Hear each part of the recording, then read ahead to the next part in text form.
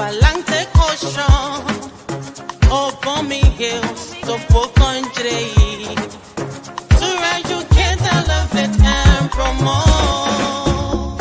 Yeah, focus on Liberia, for Liberia, Liberia, for Liberia, yeah.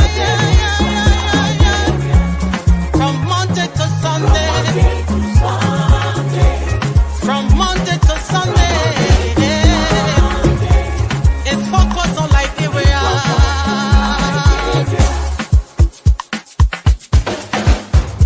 Talk about home affairs,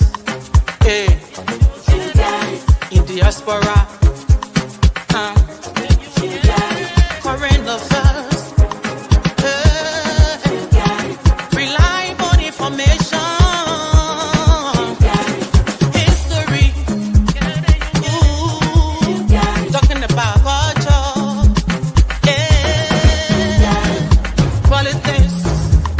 Education, entertainment,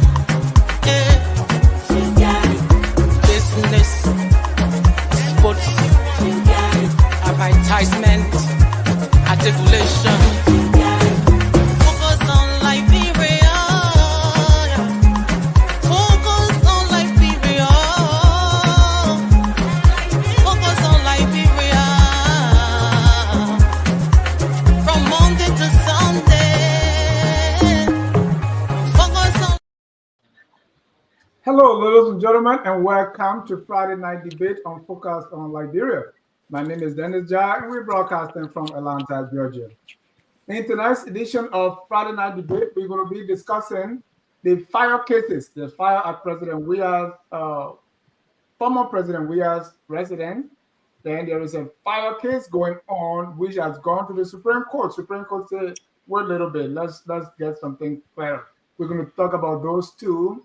Also, the CSA report on the judiciary, they issued a report saying there are a lot of things that are not going the right way at the judiciary.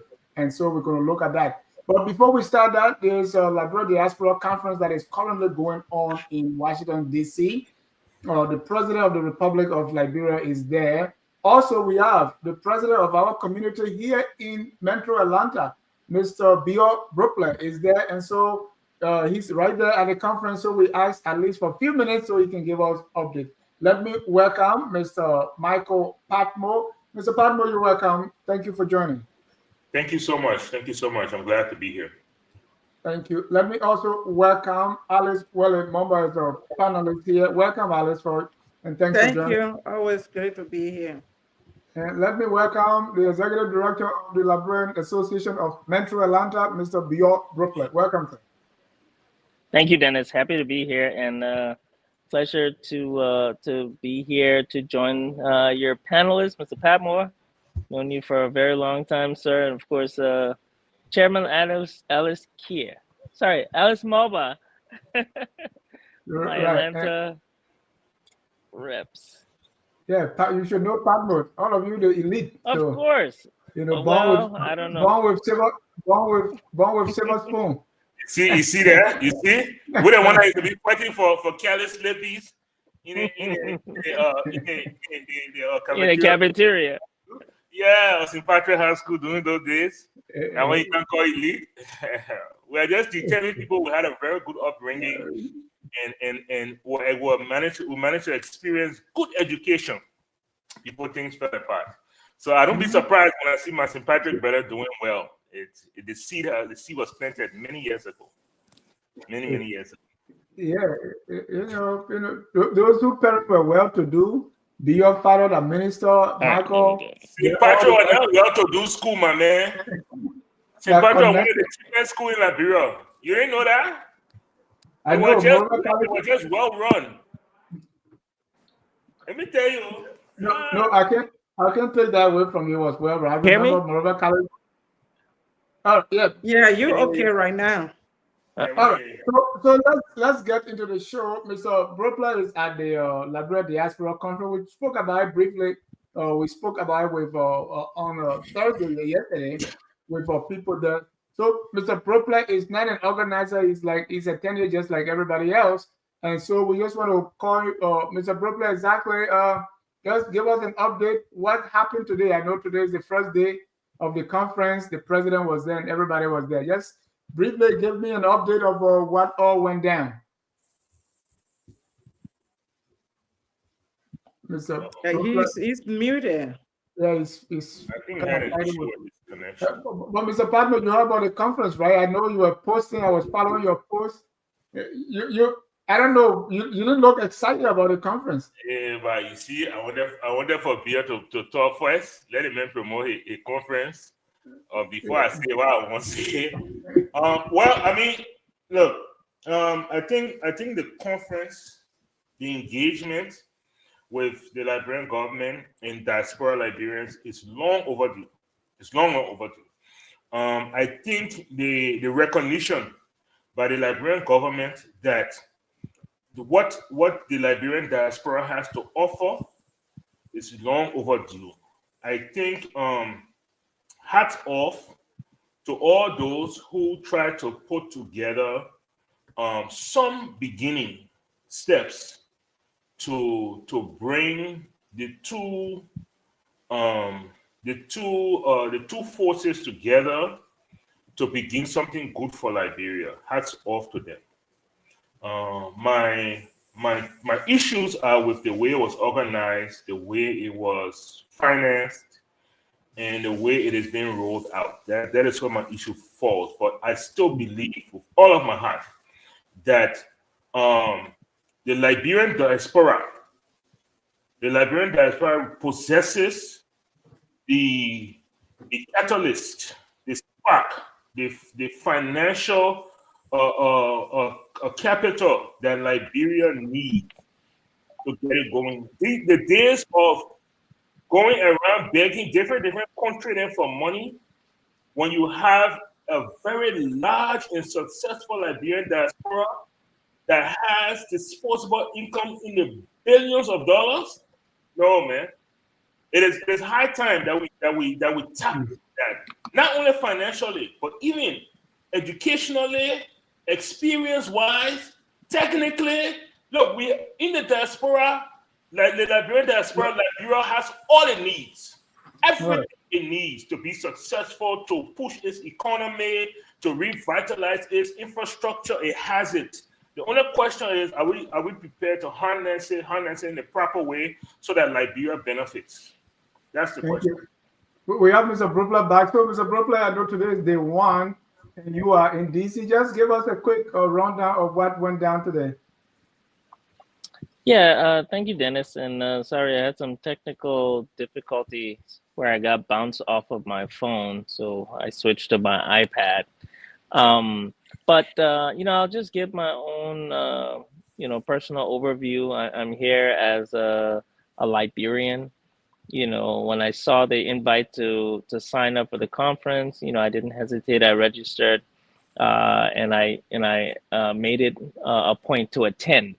I will say, as soon as I registered, a couple of days later, I was approached by the conference organizer to volunteer in one of the breakout sessions. So I volunteered, signed up to volunteer as well. So I was very impressed with the effort put into the conference.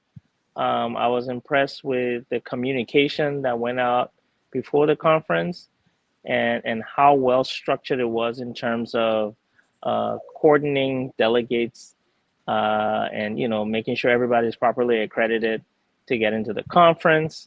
I thought that was done really well.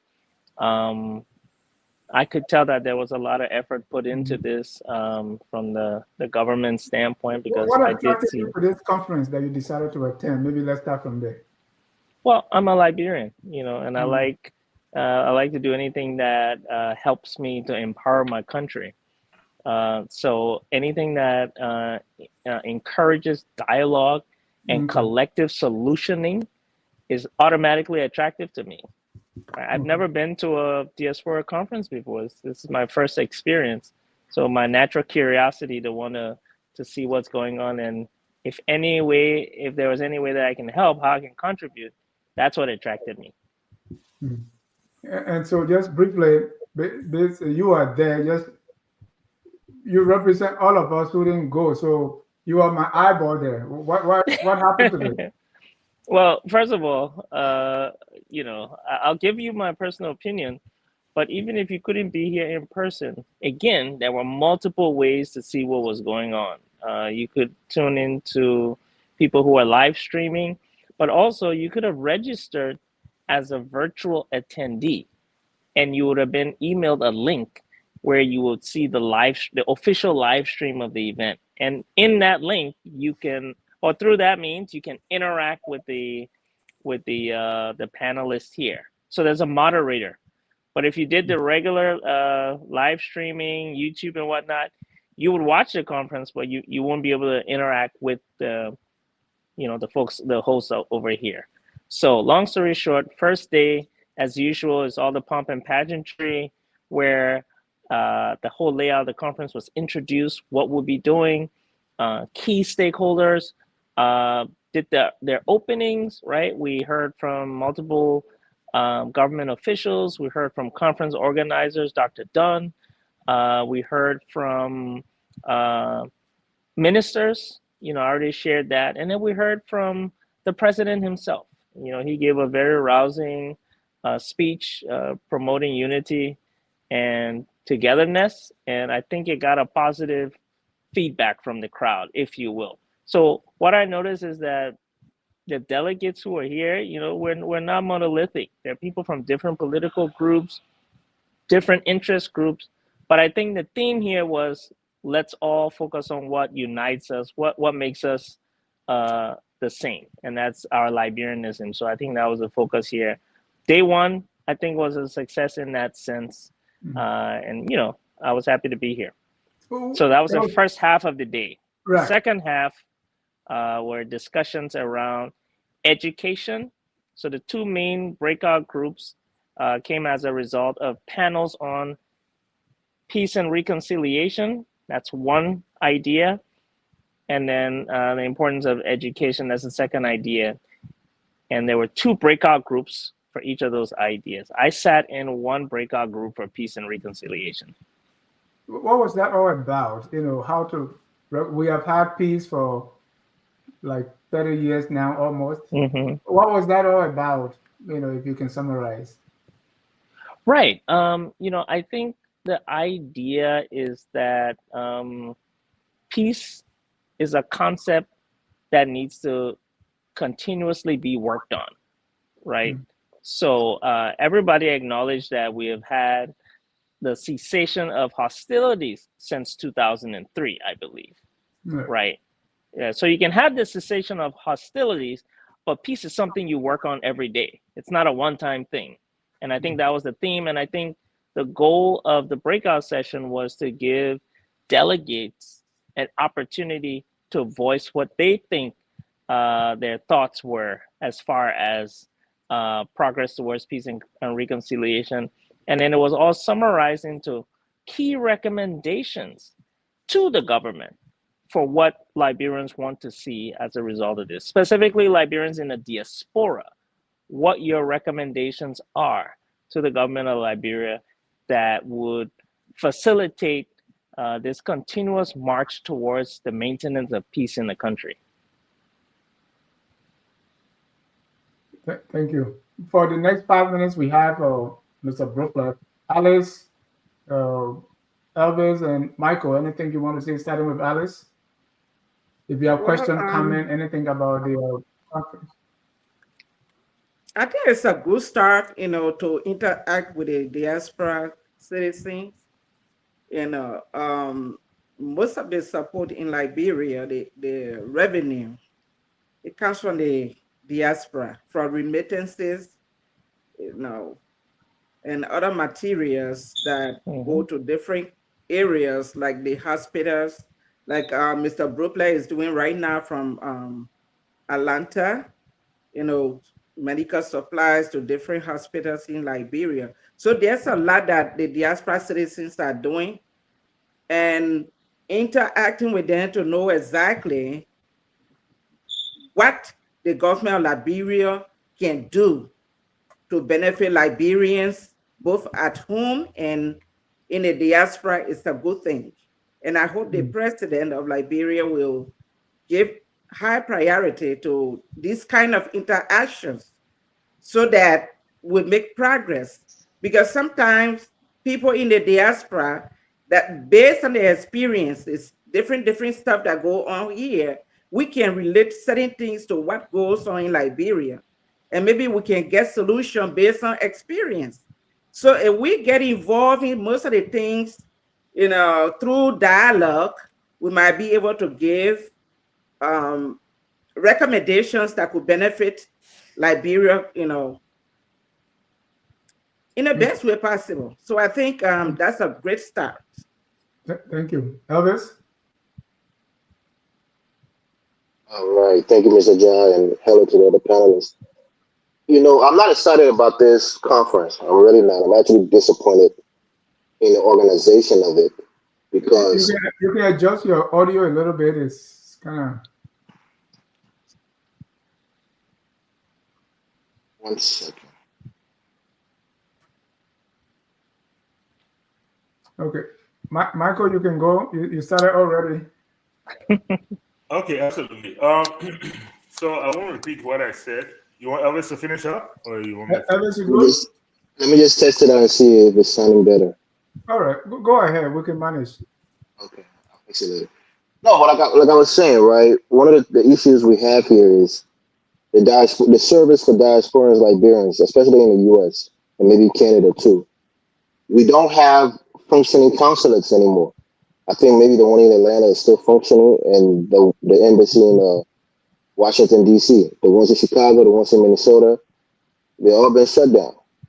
So as a diaspora organization like ULA, who should have actually been spearheading this whole thing, those are some of the key issues that you should be engaging the government on. Another thing is this whole thing that maybe we want to vote. This is something that should have been formulated, kind of get all the minds to meet and then propose to the government, and then you guys can work out the details. But we're not going there with with specific things that we want. It's kind of like a scatterbrain kind of thing. Everybody bring ideas, we'll pick and choose, and then we'll ask the government if they can do this, if they can do that. They're not going there with a pinpoint agenda that they want from this government. This is almost how you came out to that conclusion. Like what the gentleman was saying, Mr. I think Broplay was saying that people are going there to give ideas, having committees here and little things there. That's not how you should do it. That's why people think it should have been ULA, even though ULA hasn't done a great job. But this is something that should have been formulated over the last year or so. Engage the diaspora, ask them what they really need, what's lacking from them, and what can the government do more for them. These are what these organizations are supposed to be doing, and then you can engage the government. Look, our people are struggling. They need this, they need that. They want the consulates to open for passport, other services to be, more attainable in their regions, and so on and so forth. We want to have the opportunity to vote. What are the pathways, and how can we work on it? I mean, tangible, concrete things that you can engage the government in. So, if you don't have those plans, take somebody like Emmanuel Wetty, for example, who spearheaded a thing, even though it wasn't by himself, but he spearheaded something, he stuck with it, and he got it done. Why can't a big organization like ULA actually spearhead, that as far as Liberians being able to vote? They're not asking for anything big. They just want to engage the government. And then, like Mr. Bopler said, that the president was talking about unity. I mean, it's laughable when he said that because we're very much divided. We're very, very much divided in the country. So his words don't mean anything. We're divided. But outside of that, outside of the political front, uniting the diaspora together should be ULA coming together with one particular plan that's going to benefit us. What are we benefiting? When is the last time we benefited collectively as a diaspora in the United States and in Europe or in Canada from the Liberian government? We got that dual citizenship thing. Emmanuel Wetty fought hard for it. We were giving props for it. Outside of that, nothing we've benefited from you not advocating for us on our behalf. So I think this conference is just going to be a dud again. Thank you. And that's precisely why they are meeting. So let me get. Yeah, sure. Thanks for sharing, Mr. Morris. And I think Dennis alluded to that a little bit. I think what you've laid out, are your views are justified, and they're not unique though to you. A lot of delegates have similar sentiments, but to what Dennis said, that's the purpose of being here. I think criticism will be due after the conference if we don't see any actions in that regard. But the process is still ongoing. We haven't even compiled the notes from day one, because I served as note taker in one of the breakout groups, where there are 3 other breakout groups. Trust me, every question or every statement you made, every observation you had has been expressed by the 300, 400, 500 people who are here, right? So it's in place, but let's let the process roll out, and then we can give some critique at the end. I'll be critiquing as well, based on the output. But these are tangible recommendations by delegates to the government of Liberia. So let's see what those are at the end of this conference, and then we can hold the government accountable, in terms of implementation. Sure. Mr. Padmo. Okay, Mr. Broccoli. So, a couple of questions. One was, how much was the registration to this convention, or? You mean for delegates? Huh? For He delegates, registered. He stated that he registered. Yeah, So it's free. It's free. Oh, but you can't wait. Let me finish my question, Enchi. You don't even register? You did not go. Mr. Broccoli, let me ask Mr. Broccoli. Okay. How much I was know everything now.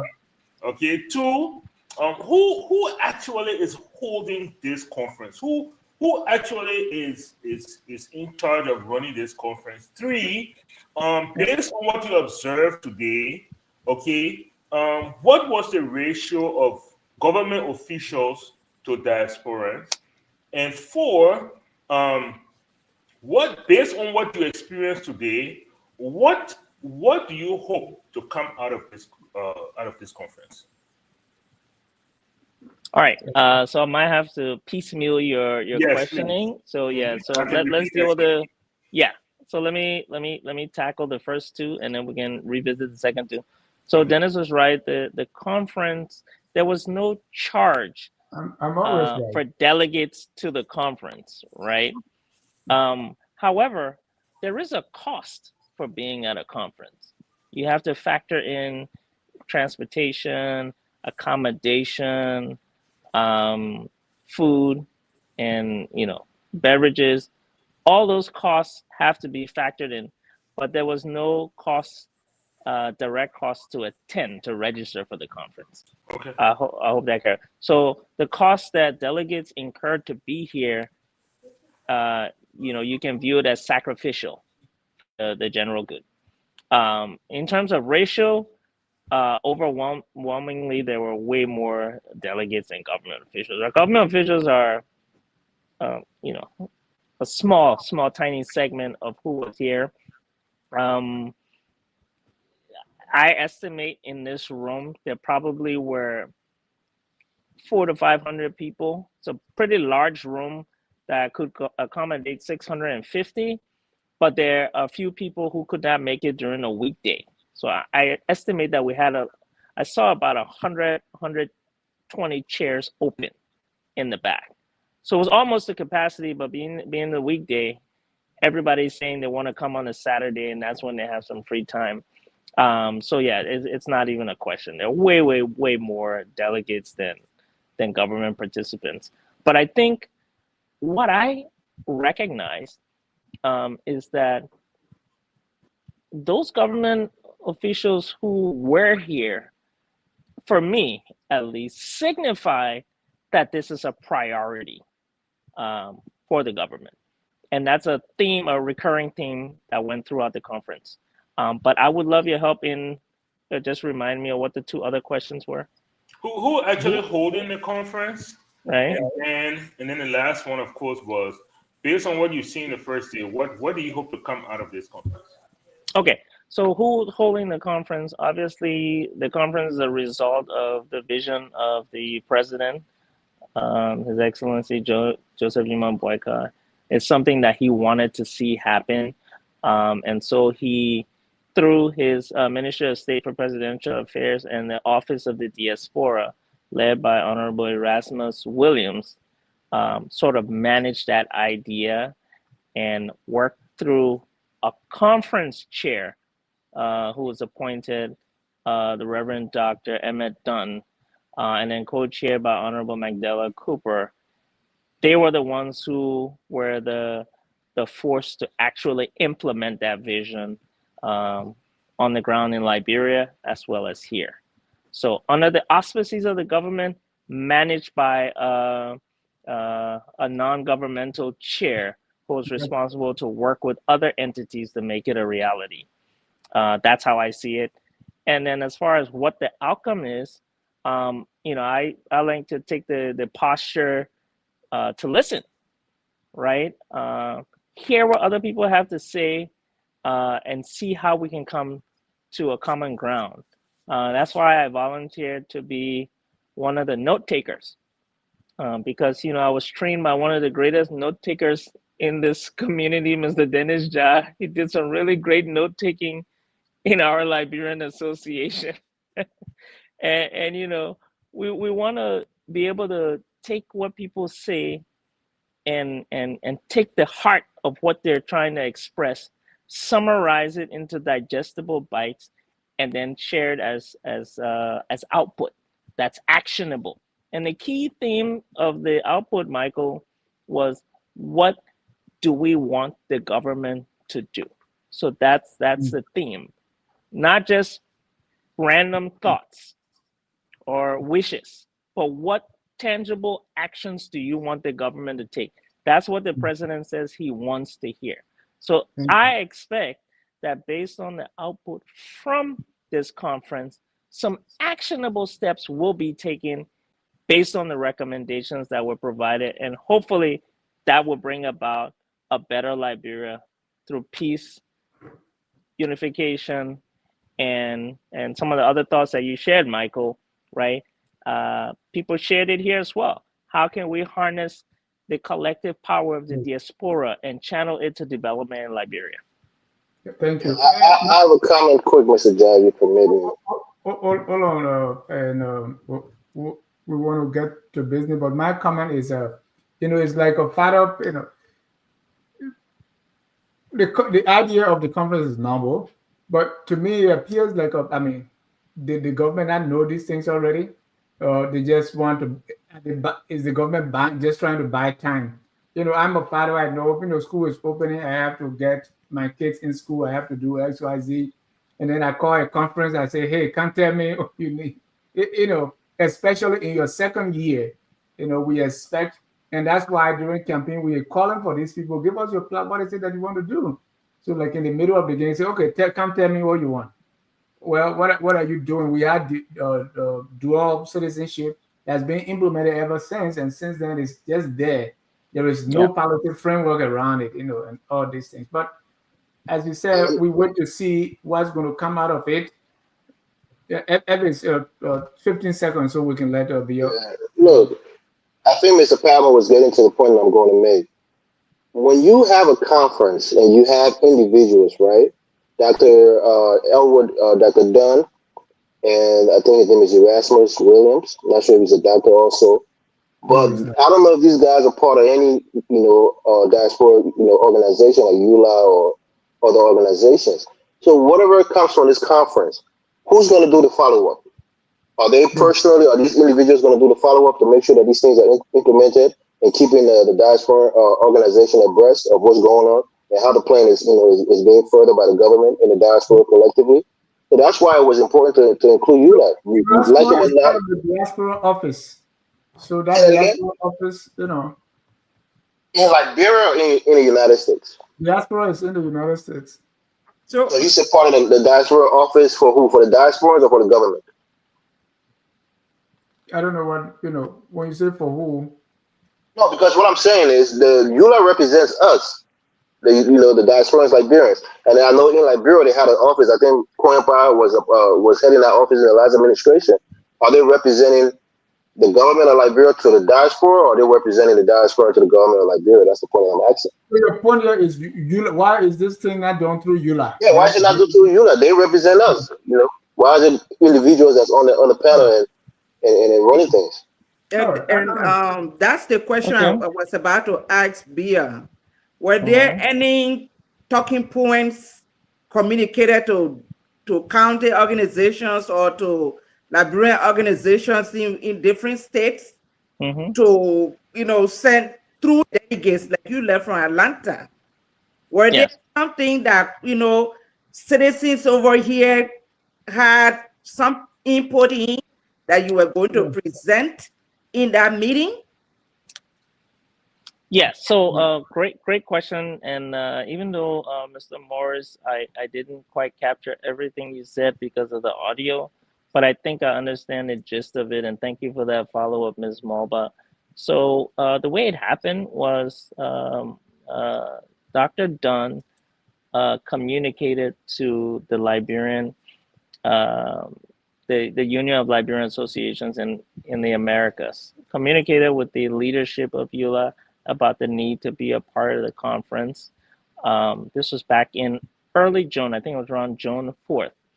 EULA convened a meeting with heads of different chapters, affiliated chapters around the country, and communicated this information about the conference to us. And also in that meeting was the leadership from Europe as well.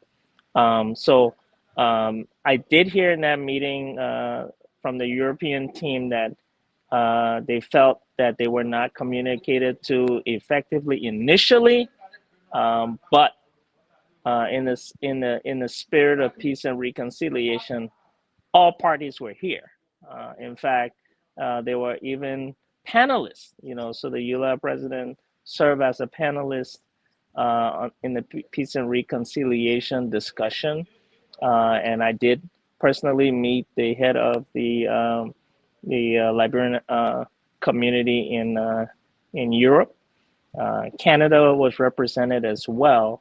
And so, I'm not sure what the background is for where Mr. Morris is expressing. All I can express is what is the reality on the ground today. And if there are any learnings,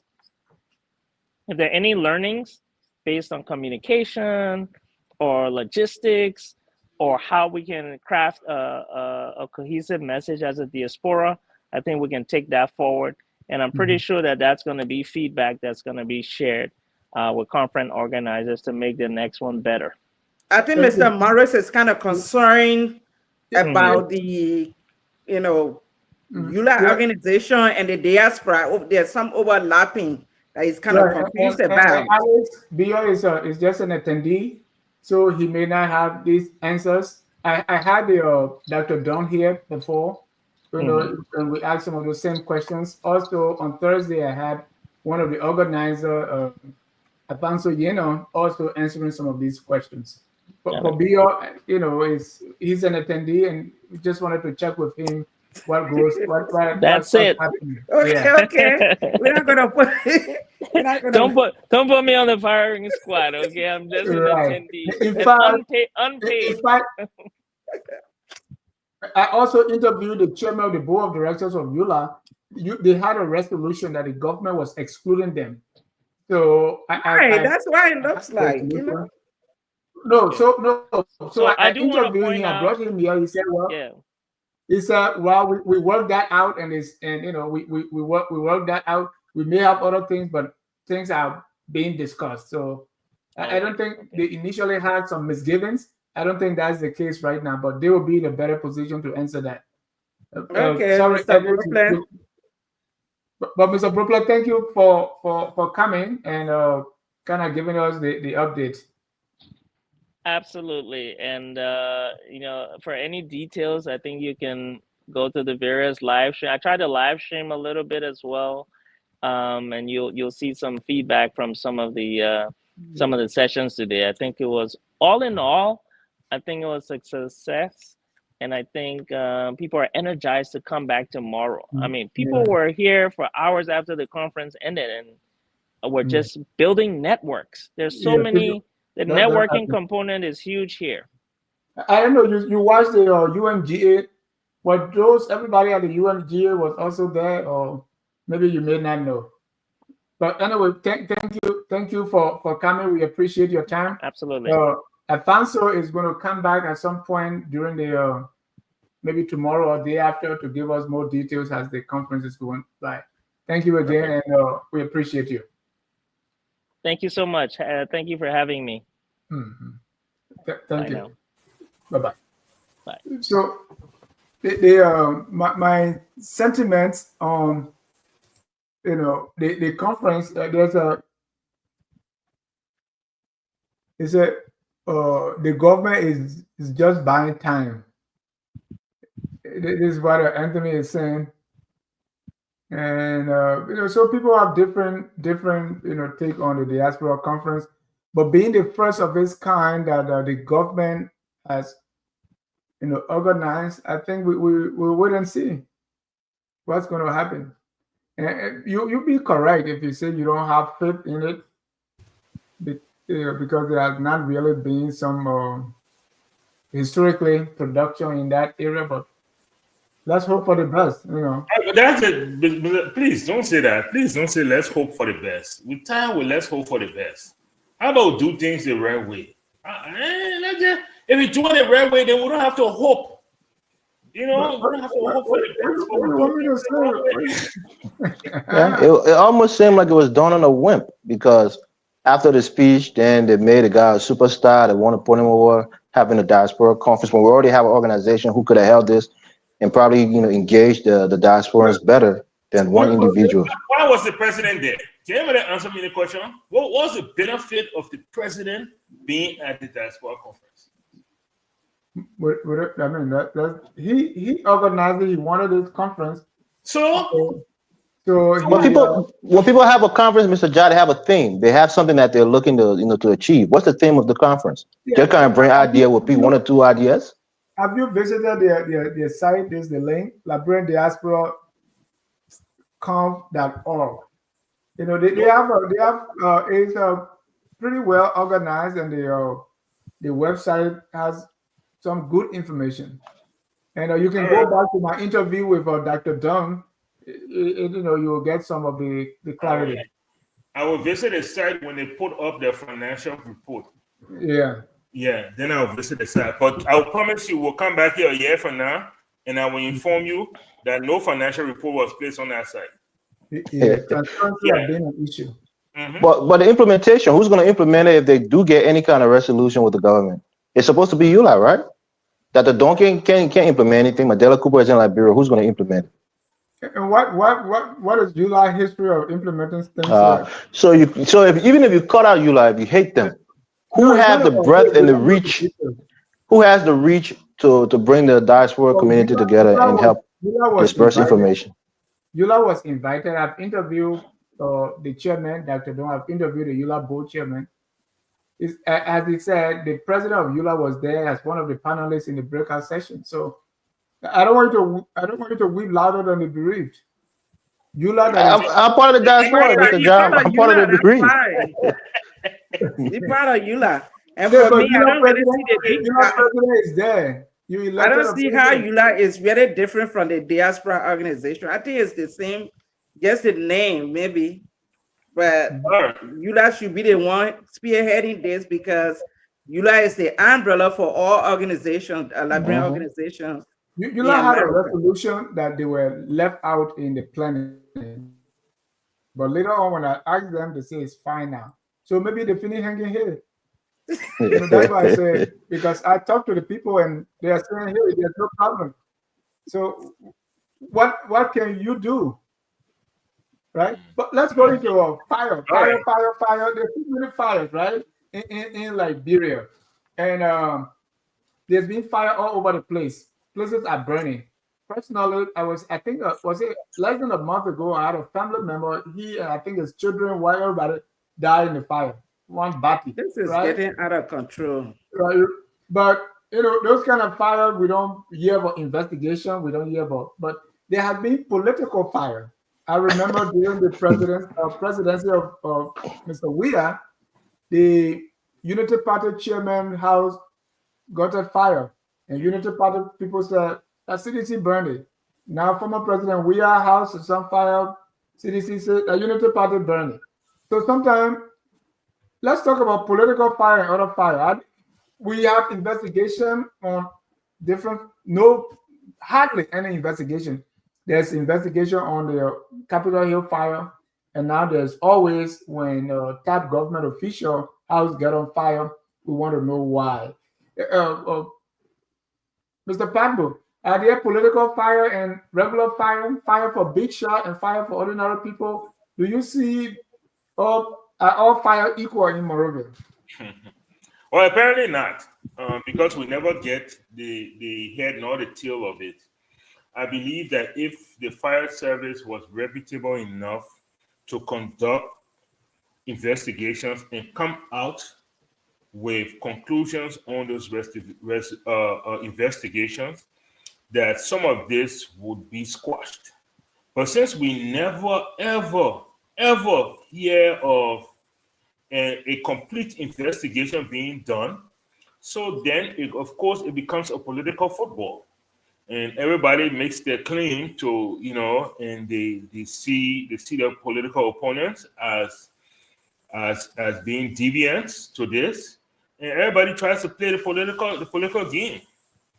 Even as of today, what do we hear concerning the Capitol building stuff? Justice Wolcott has to step in and halt the proceedings because there are issues going on. We saw on the very first day of the fire, President Joseph Boyka went to Capitol building and declared it arson. So I guess he is the fire expert. Maybe the new came to we are bedroom so he can tell whether that electrical fire or the arson. It's on that day, the president of Liberia played politics, and he's the leader of the country. So when the way the president conducts himself is how everybody else will follow. So now everybody see fire as politics, and so what CDC doing, what are other people doing, they're just playing politics with it because nobody really knows. But they say, oh, this is an opportunity to play politics.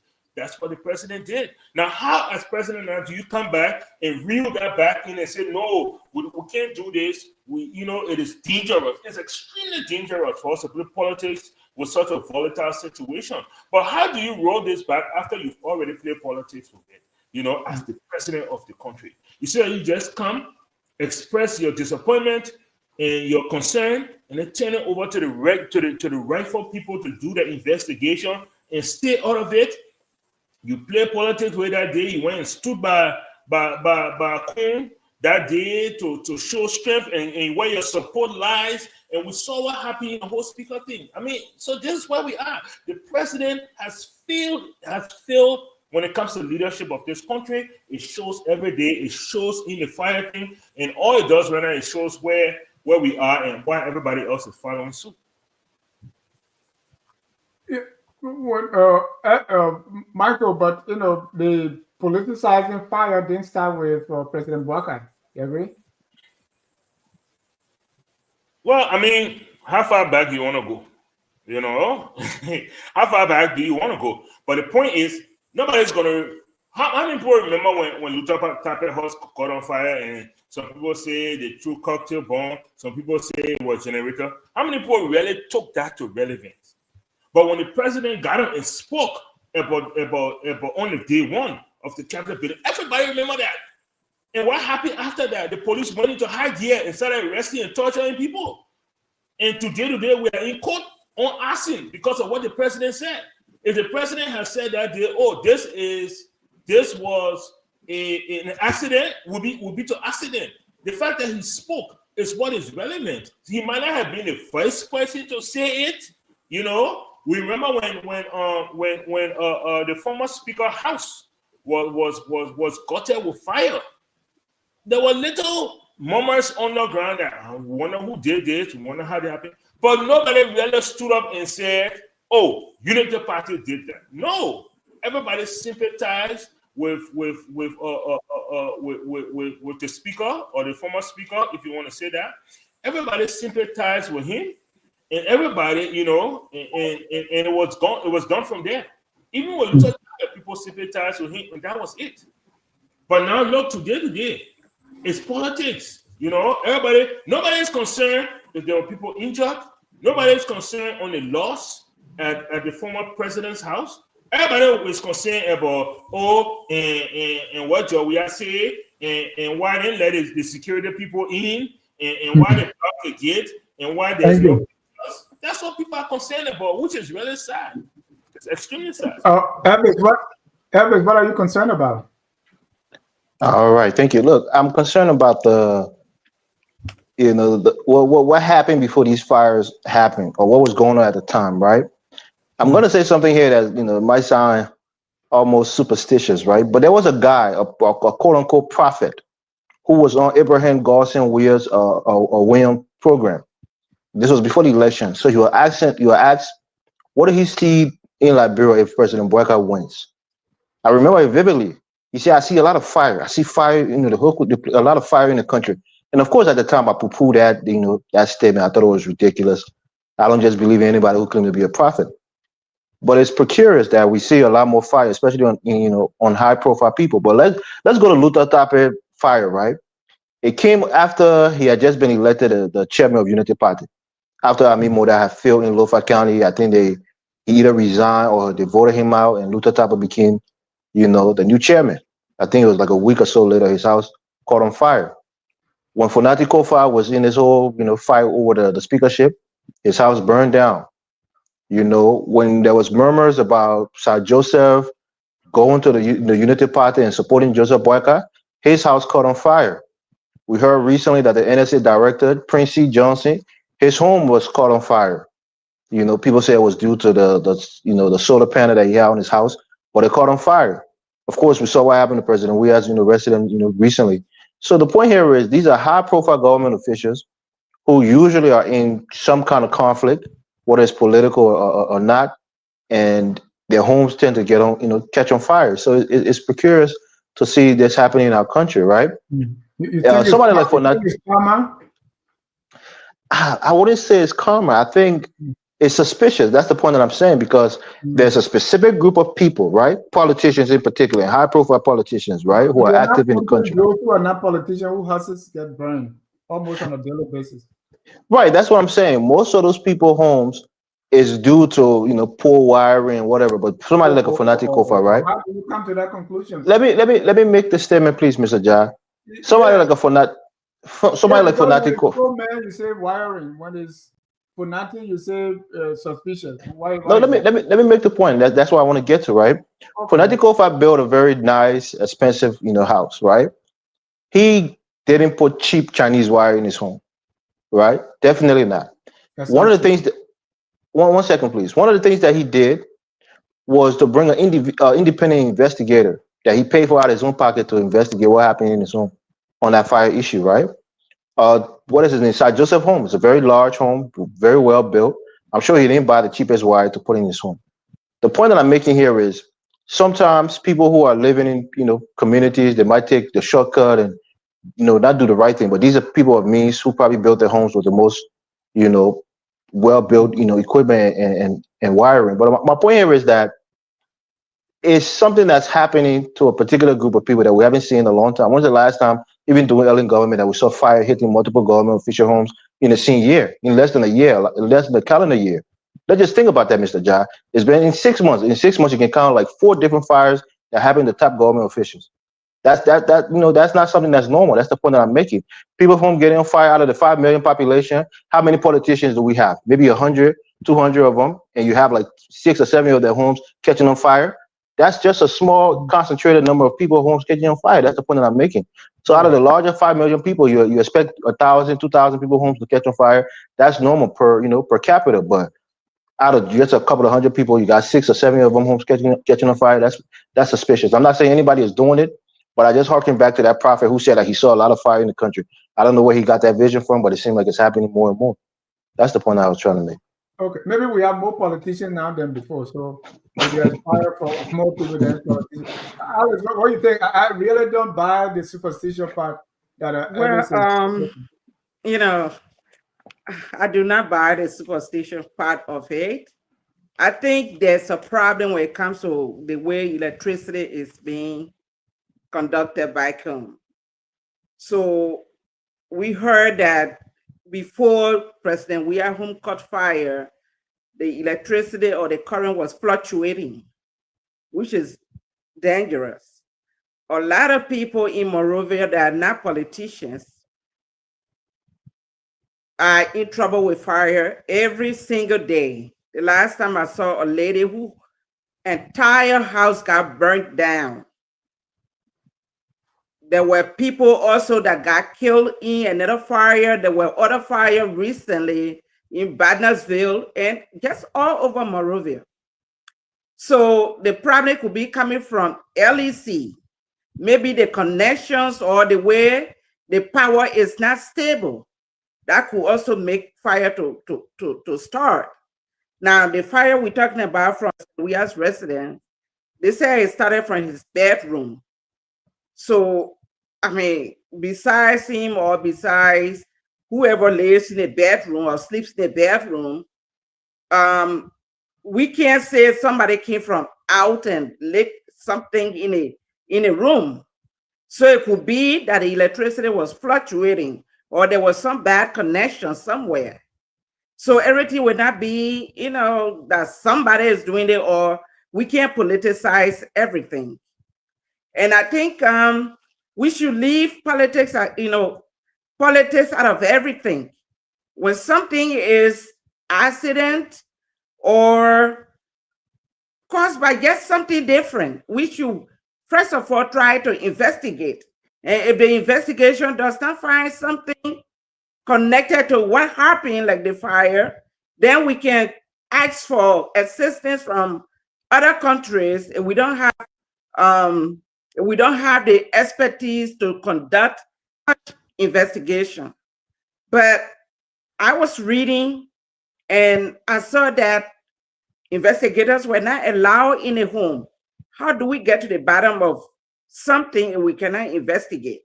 We make conclusions before even investigation. So that the tension in the city, and other people might see this and just intentionally go and light fire on somebody's house because they think that it was done intentionally by another person. So they might go and retaliate. So we first of all had to look at investigation to make sure that it was caused by maybe human error or something else. But the first thing I'm trying to drive at is we should make sure to investigate all the incidences before we can get up and make conclusions. Yeah. And maybe people are just making conclusions because of what happened at the airport. The president was coming, people went to the airport, and we saw what happened. But always, we have to lower the temperature so that if something happened, we identify the error so that it wouldn't happen next time. That's how I see it. Thank you. Michael, talking about fire, we clearly see that our fire service does not have the capacity. Right. And I would think that the emphasis will be on prevention. But the way things are seen through political lenses in Liberia, it makes the work of everybody, and for the right reason. Because even leaders insert themselves, and if it is true that people prevented investigation of president, I don't know what sense does that make. I mean, will ordinary citizens stop law enforcement from doing anything? But again, everything is political, or if there is something suspicious, you can. I mean, the other people are even saying pipe bomb. And I could give you a 10-second explanation why President Weah didn't want him to go in his house.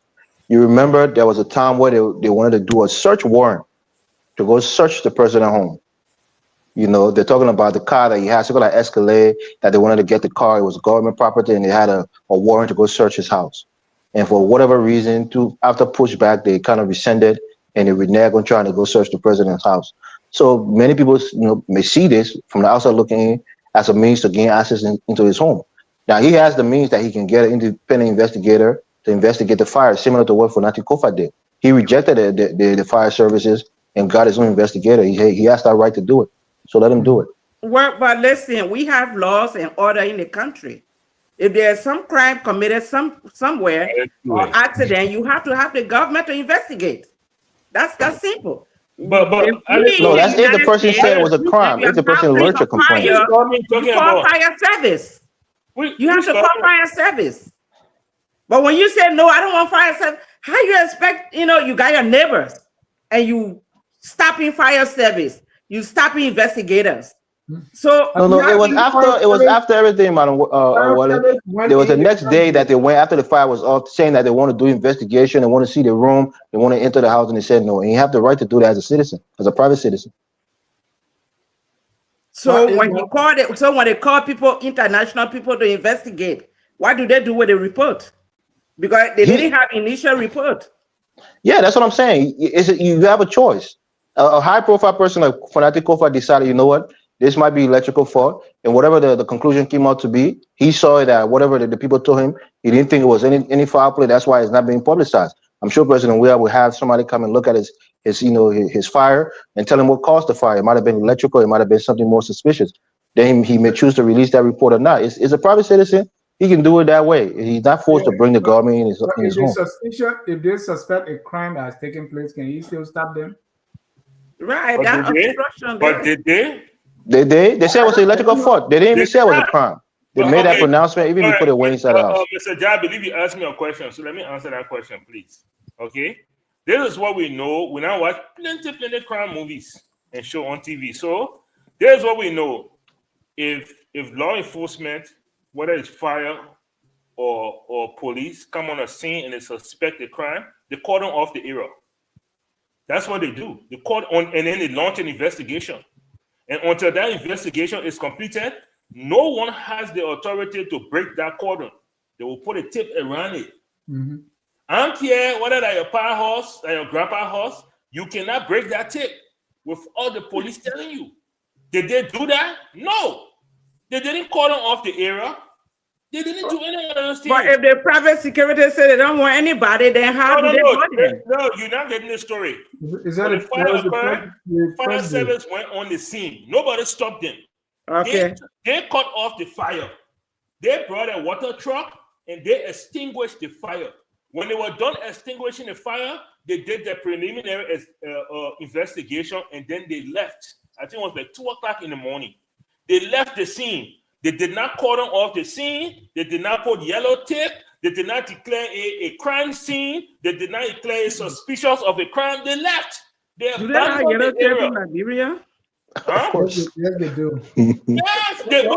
You said we were joking with sister, then you said in Liberia again. We can't have it both ways. So we gotta decide what we're gonna do. So, Michael, we're doing the red way or we're doing the red way. Yeah. So if you don't do Maybe they have some leaves around. They have tape. No, they actually have. But the people already made a pronouncement. It wasn't even a criminal thing, you know. So Nobody was harmed. How do you leave? Then the next day now. Right. So Michael, here's my question, right? Because let's go back. The country has been between CDC and Unity Party for 2 decades now. Yes. Right. And this issue, I give the example of Luther Tapper, the Unity Party chairman. Anytime something like this happens, it's always political. You know, if somebody will come and say, I mean, I saw the Secretary General, the tape was going around, and he was very emphatic.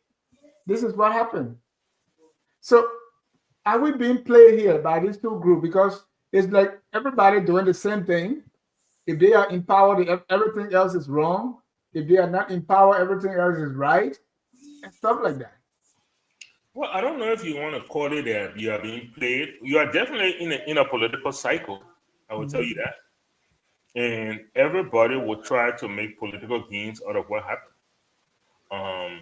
And especially, you know, I heard Sis Alice say that, you know, we need to take politics out of things.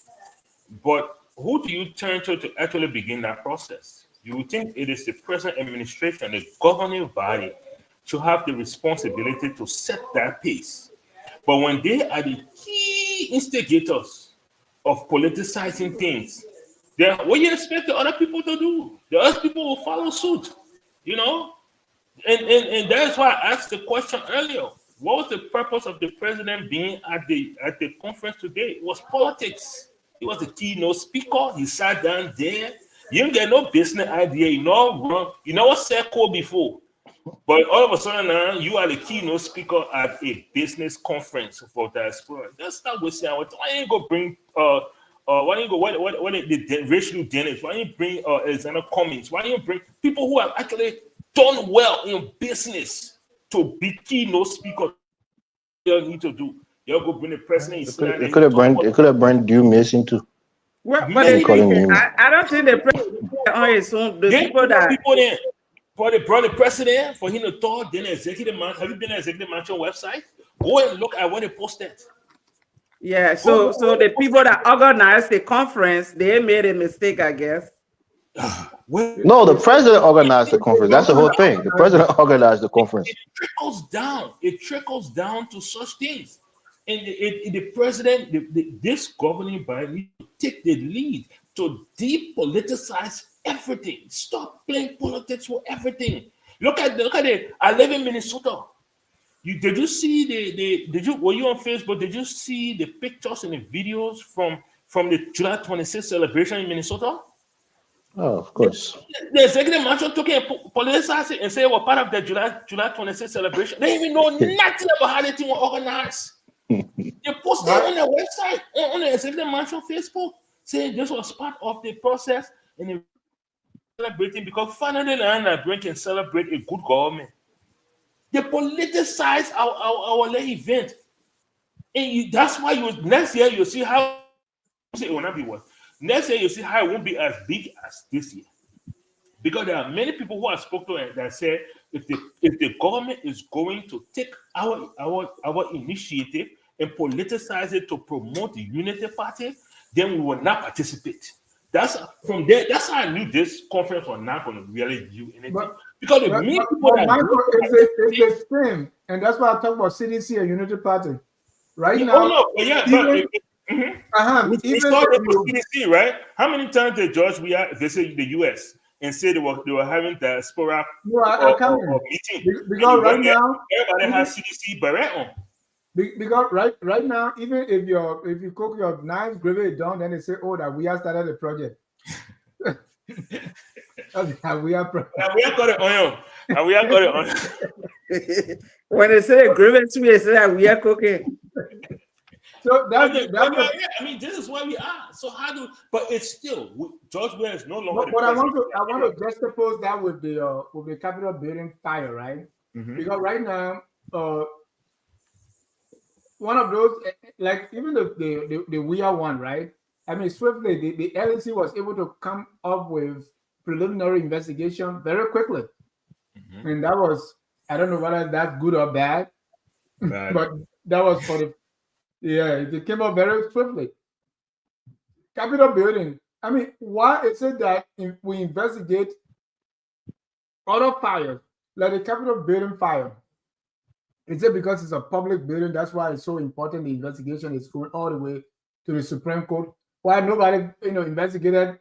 When my cousin died, I mean, they put all of them in one grave less than a month ago, right? So what's about fire, politics is in everything, so I understand that.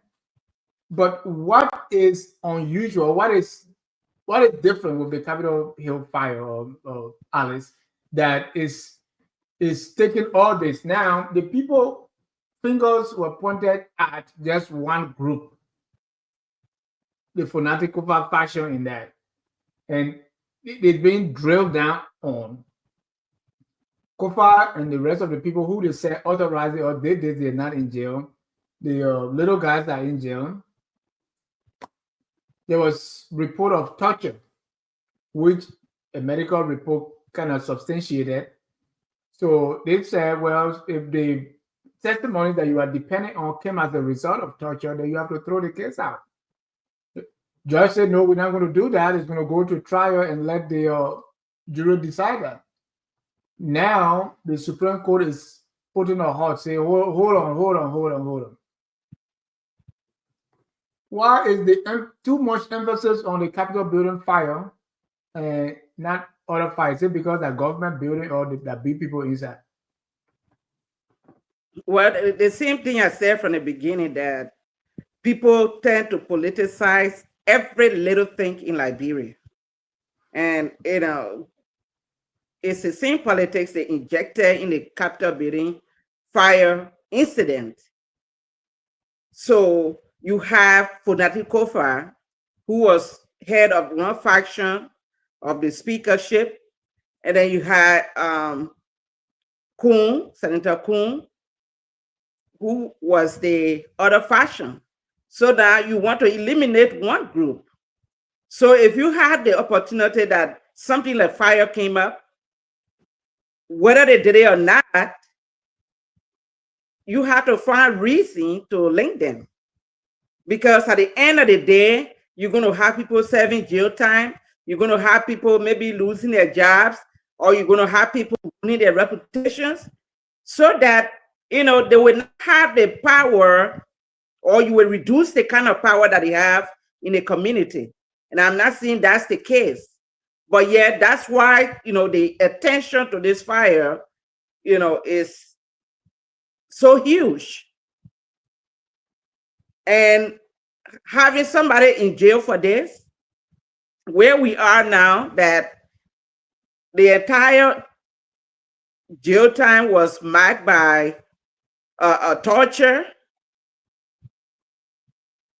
we are to another point again, where the whole politics is going to play out, because you cannot torture somebody and expect them to tell you the truth.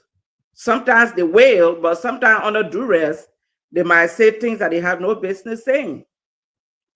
So other people might believe that part, and yet other people will say, well, no, it is true.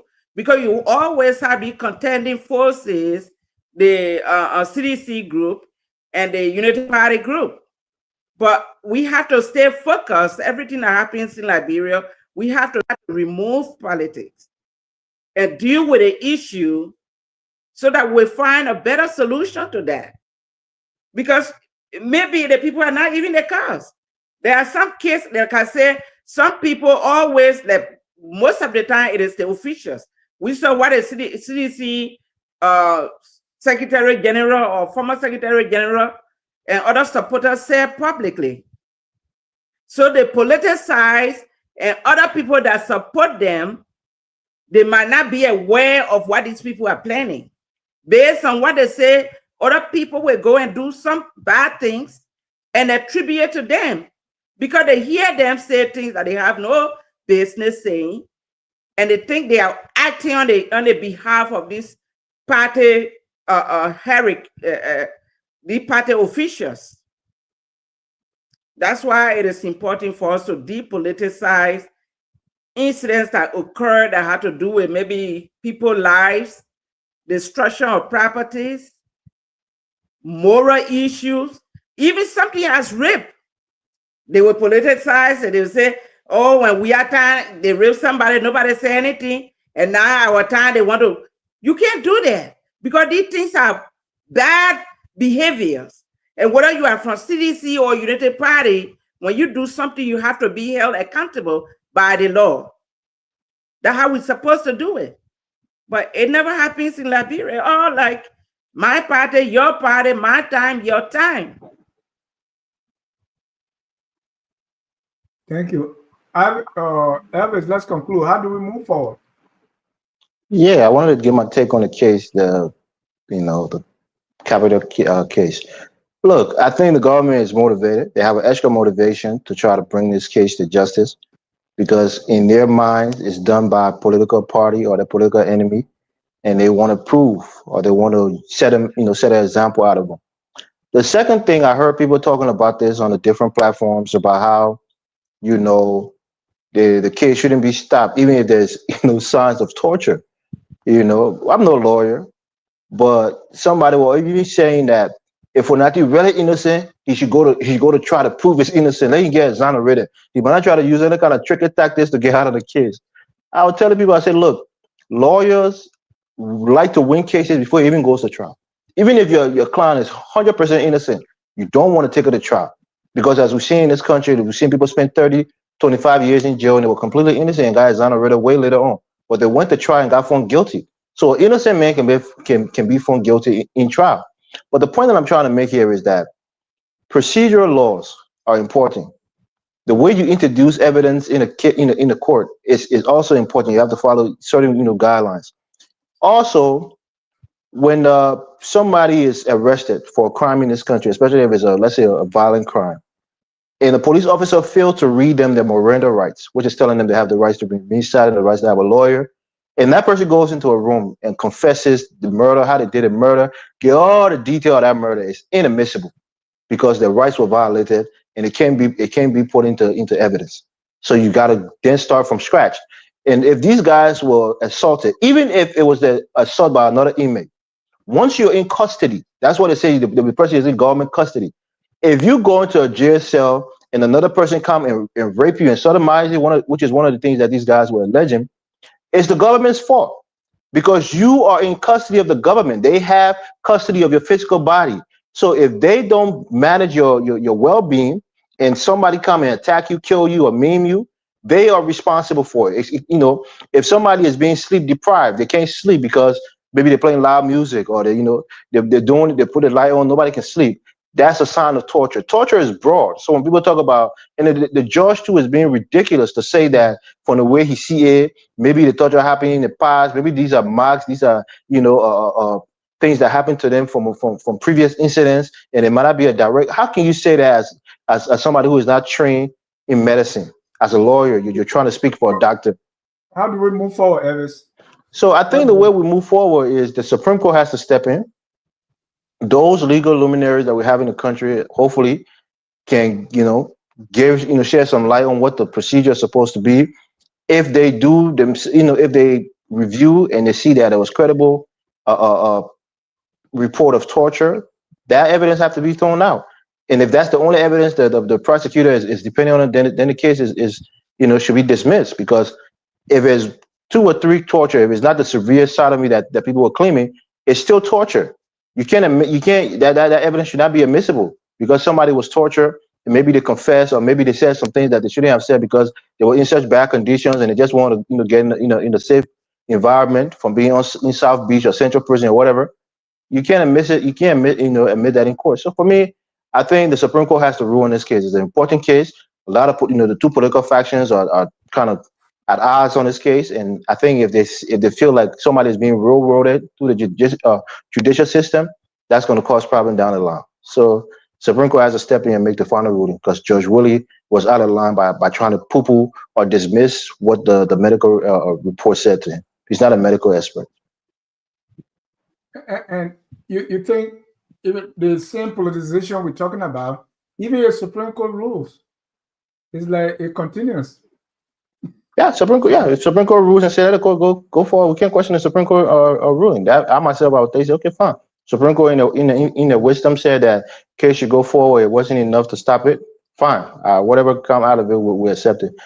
I'm not somebody that berates the Supreme Court unlike some other people.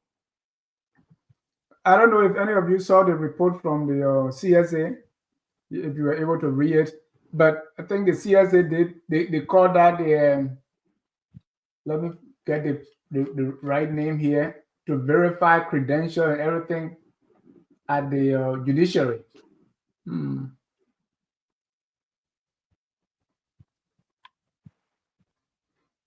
At the judiciary, anybody had a chance to read that? Also, the CSA director Josiah Joker was reporting on it.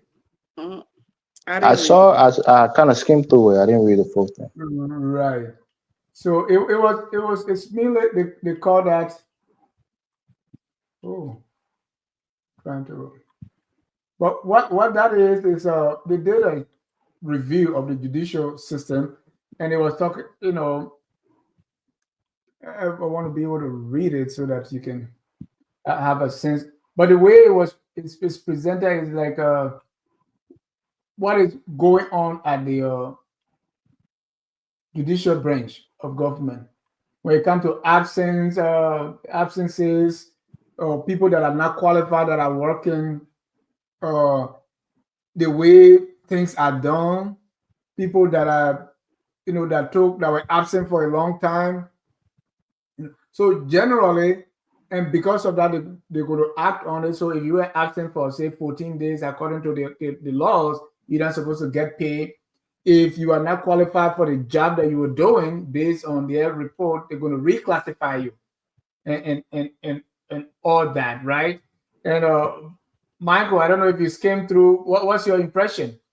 Say something you're impressed with. It appears because you are smiling. No, how should I say it? I am, I am. But the thing is, I still remain hesitant. And it is something that I don't want to contaminate it. Let me just put it this way, okay? It look promising. We'll wait to see how it comes out of it. But you know, yeah, let me just put it that way because full disclosure, this is something that I've been working behind the scenes for a couple of people about, and so I'm hoping that it comes true. Let me put it that way. So I don't want to prejudice the situation. Okay. Yeah. All right. Let me key observation. Mm-hmm. The key observation. Some support offices, controller, maintenance, research bureau have exceedingly small staff, which could indicate under-resourcing or a specialized scope of work. The distribution is uneven, with some divisions having more than 40 staff members, while others have fewer than 5. Resource allocation. Staff appears concentrated in courts and divisions directly tied to case handling, traffic, civil law, criminal. Then operational gaps. Units with only 1 to 3 staff rates being overwhelmed. No, this is not the part that I wanted to read. Okay, yeah. 674, that is 33% staff members were verified in Monserrato, having physically appeared, record verified, and credentials presented during the verification exercise. 67% unverified staff listed under the remaining categories are expected to be verified. The data suggests that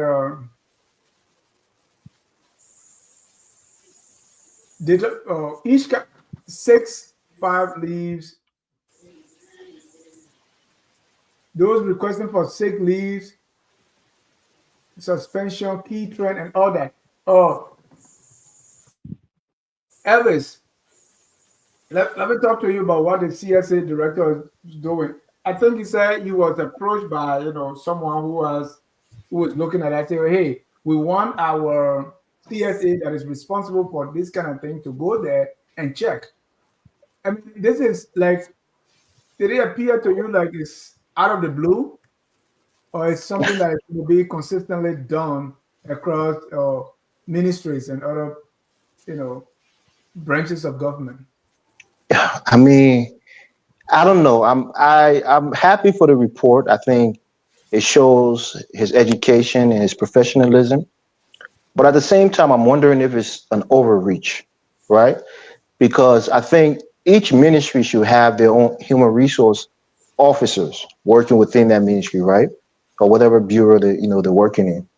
And instances of those things, people who would check payroll, people who would approve your time off, your absences, and all of those things. Anybody that have a small company or work within a company, they know you have your human resource officer that you can go to, and that's their job, is to make sure the ins and outs, the payments, all of those different things. People should be on top of it. It can't come from the main CSA that's trying to audit all these different ministries by themselves, by himself. I think he's showing that he's capable of doing the job, but I think you have internal investigators or internal auditors in these different ministries for a reason. They're there to work specifically within that ministry, have an in-depth understanding of that ministry, and then to work with the human resource officer that's working there to gather information and see who are on the payroll, who's absent, who's all of those things should be done internally in the ministry. So the fact that he's coming from the CSA and doing this in a broad scope, I don't know if it's the best thing, but I think the report, like you said, is comprehensive. It shows that he's quite qualified, and this is a work that he understands very well. But overall, I think that there's a lot of these things that's going on in the country in different ministries. A lot of people are underqualified. Some people are even overqualified for the job they're doing. So if you want to revamp it, it's going to be a Herculean task to revamp the entire system. But the key here is if you're firing some of these people who may not be, educationally qualified, but have the qualification of on-the-job training, people who have been there for years and kind of cut up to the understanding of the job, are you going to demote them? Are you going to give them a test to show if they're proficient at their job, or just because they don't have the certificate to show that they have the education to be in that position? So you got to kind of temporary a little bit and see who's really performing at the the required level. And then those who are not performing and those who are not qualified should probably be, dismissed from that position. But overall, report is well written. I think I was impressed by it. I know he's a smart guy, but I was impressed by the way he cataloged everything and section it off. I'm sure he done a lot of work to really do a full audit of the judicial system in the country. So kudos to him for the work done. But I'm wondering if it's something that maybe he should forward to the legislature and maybe they can have some oversight on this issue. Alex, again, a lot of things can be politicized in the country. I remember when the CSA board started work, people from the other party said, CDC said, hey, this is witch hunt. They're identifying CDC people and taking them up. He himself, the CSA boss, when he was making his speech, said there are a lot of square pegs in round holes. So what can Jokai do, Mr. Josiah Jokai do, so that these things will not have a semblance of a political witch hunt, or that you are targeting certain group of the population, certain segment of the population? I think Mr. Jokai should make sure that whatever he does is legal and it is the right thing to do. Because no matter what happens, people will still equate that to political wish, and that's how everybody thinks. It is important for people to be qualified and have experience for the jobs that they do. I understand there were other people that have been working in some of the companies for a very long time. Maybe when they started working there, maybe degrees were not required for those particular jobs. And maybe they have only associate degrees and they started working in that field. And later on, other people got bachelor degrees and master's degrees. So we're not going to, write out these people and say, well, they're not qualified because they don't have degrees, but they got long experience on the job and they are capable of doing the jobs. So I think Mr. Joker will consider all of that. Equally so, there are other people that are very unqualified. They are there because either they are related to somebody or they got they are partisan to somebody or they play a role during campaign, and based on that, they were awarded these jobs. So again, he has to use his wisdom in making the decisions. But people of such kind, I don't think it would be anything bad if Mr. Joker if he decided to reclassify them. Because if you are not qualified, you don't have long experience, if you don't have the credentials, I mean, there's no way you can be in a particular, office. So he can reclassify them and put them where they need to be. Yeah. It will not be like maybe they losing their job. Maybe that's the bad, that people will call it to be witch hunting if you let them go, even though you're still going to be right, because if you are not qualified, you don't have the credentials, you don't have to be. Yeah. But if you reclassify the positions and still keep them there based on what they know, that would be fine. But I think he's in the right direction. And if he's dealing with other ministries or public corporations, he needs to work with the HRs that in the offices so that the reclassification would be smooth and everybody will understand what he's doing. Thank you. Yeah, I had a question quickly. Is this something that he can arbitrarily do, just make a change in policy, or does it have to go through an act of the legislature? Like what is the policy there? If you're not, because if people got to go through the civil service to get these jobs, if they are not qualified, because he said some of them have no formal education, or some, if you are, according to the CSA policy, if you are absent for 14 days in a month you shouldn't get paid. For some you'll be suspended. There are people that were absent. Why do you need any other thing? There are already laws established. Well, So, those are rules and regulations. Right. So the point that I'm asking is that, so say somebody is working in a position, and again, I'm not in Liberia, so I don't know what the job description would be or the qualification requirements, right? But usually if you apply for a job, it tells you the years of experience that they're looking for, your educational qualification.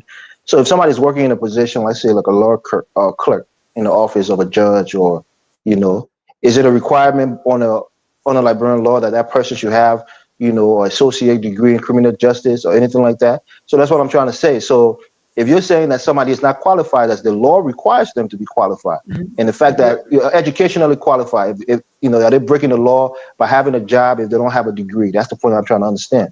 Because he even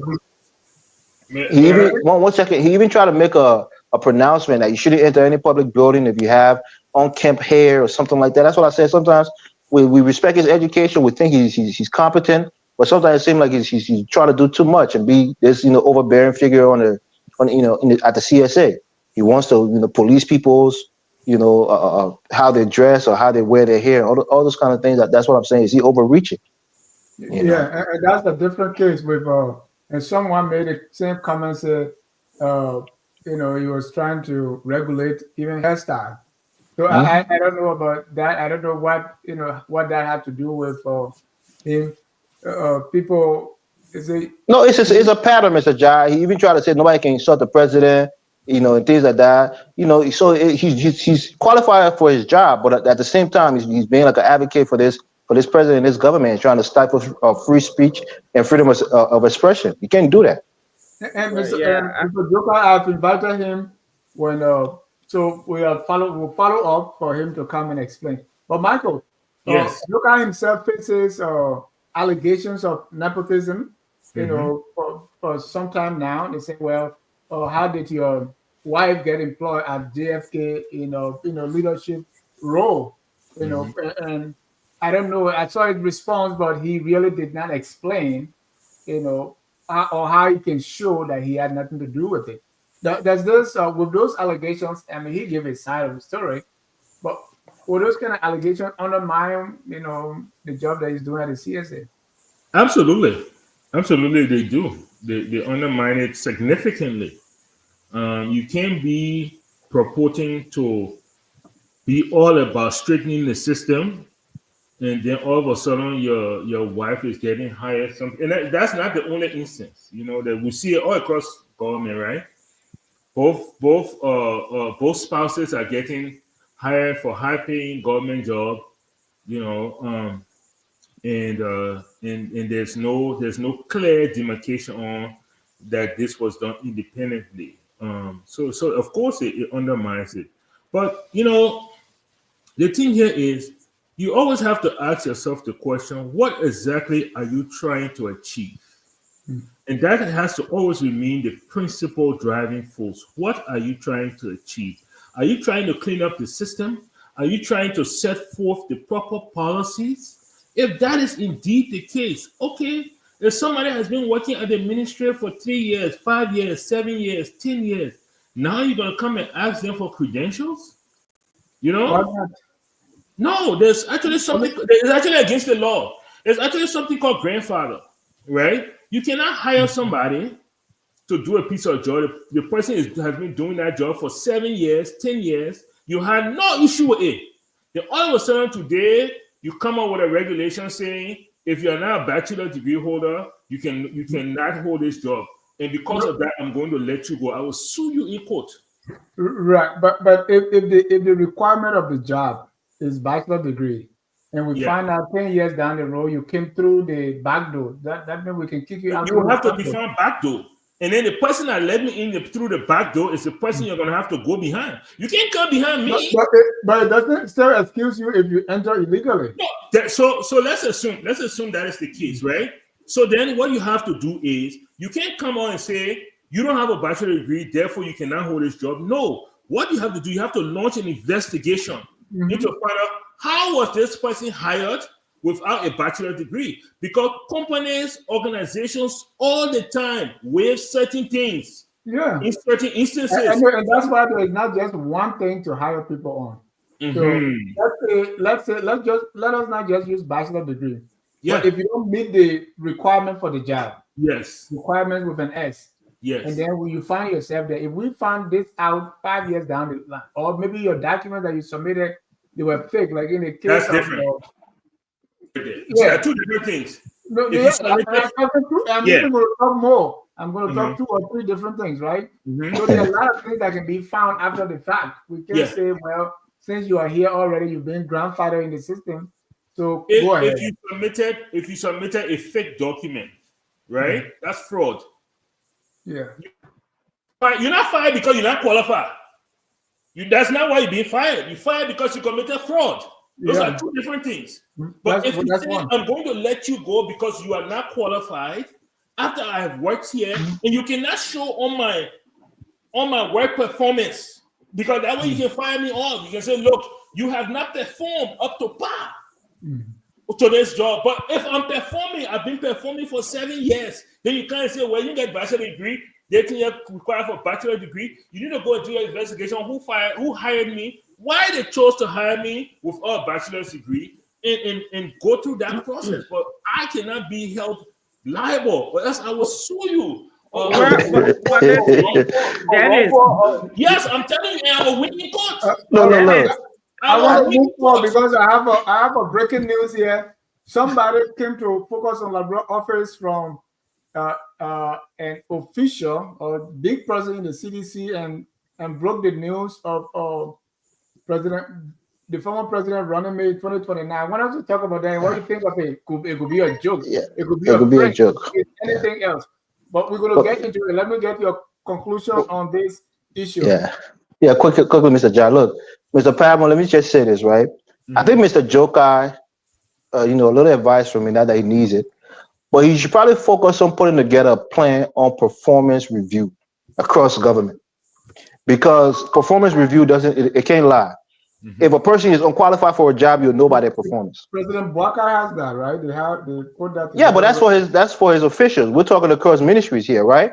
So you have it in each of the different. Yeah. So people have the review, the yearly annual review at their places of employment. Whether you get a bonus, whether you get a percentage, or whether you're just way off the cliff and you fell off the cliff and you're not qualifying, you're not even hitting the minimum requirement. That's how you kind of weed people out of institutions. You know that this person does not meet the minimum requirement. Thereby, he's a load on the institution. We're going to drop him. We're going to fire him. I think he can do this. I think that would be revolutionary, where you have a yearly review of every government employee in all these different ministries, and that way you can keep the best performing people and fire the worst performing people. That's the best way to do it. Yeah. Would that be part of his job? Now you ask him a part of his job because it's more work. That's the hard thing. That's the hard thing to do. To formulate such a sophisticated and intricate plan. That's the harder thing. But the easy thing to say, you know what, you're not qualified, you fire. You're not qualified, you fire. That's the easy thing to do. And exactly what's going to happen, Mr. Ja. Eventually he's going to run other CDC people. Okay, and then without asking question. So the other Liberty Party men that they hire, okay, Doug Cooper, who was Inspector General for Commerce for over a year, and was all of his papers were not only that, but the University of Liberia submitted to the Liberian National Police that he had committed fraud. Up to today's day, he has not been arrested and investigated. Eventually, we're going to get to that point, okay? And then what happens? To put to the last step in, I think you've heard over the last 24 hours, a official of the Ministry of Agriculture was accused of raping a 14-year-old girl. He's in jail right now. He's under police custody, no bail. The other one, that did it from what ministry? Youth and Sport.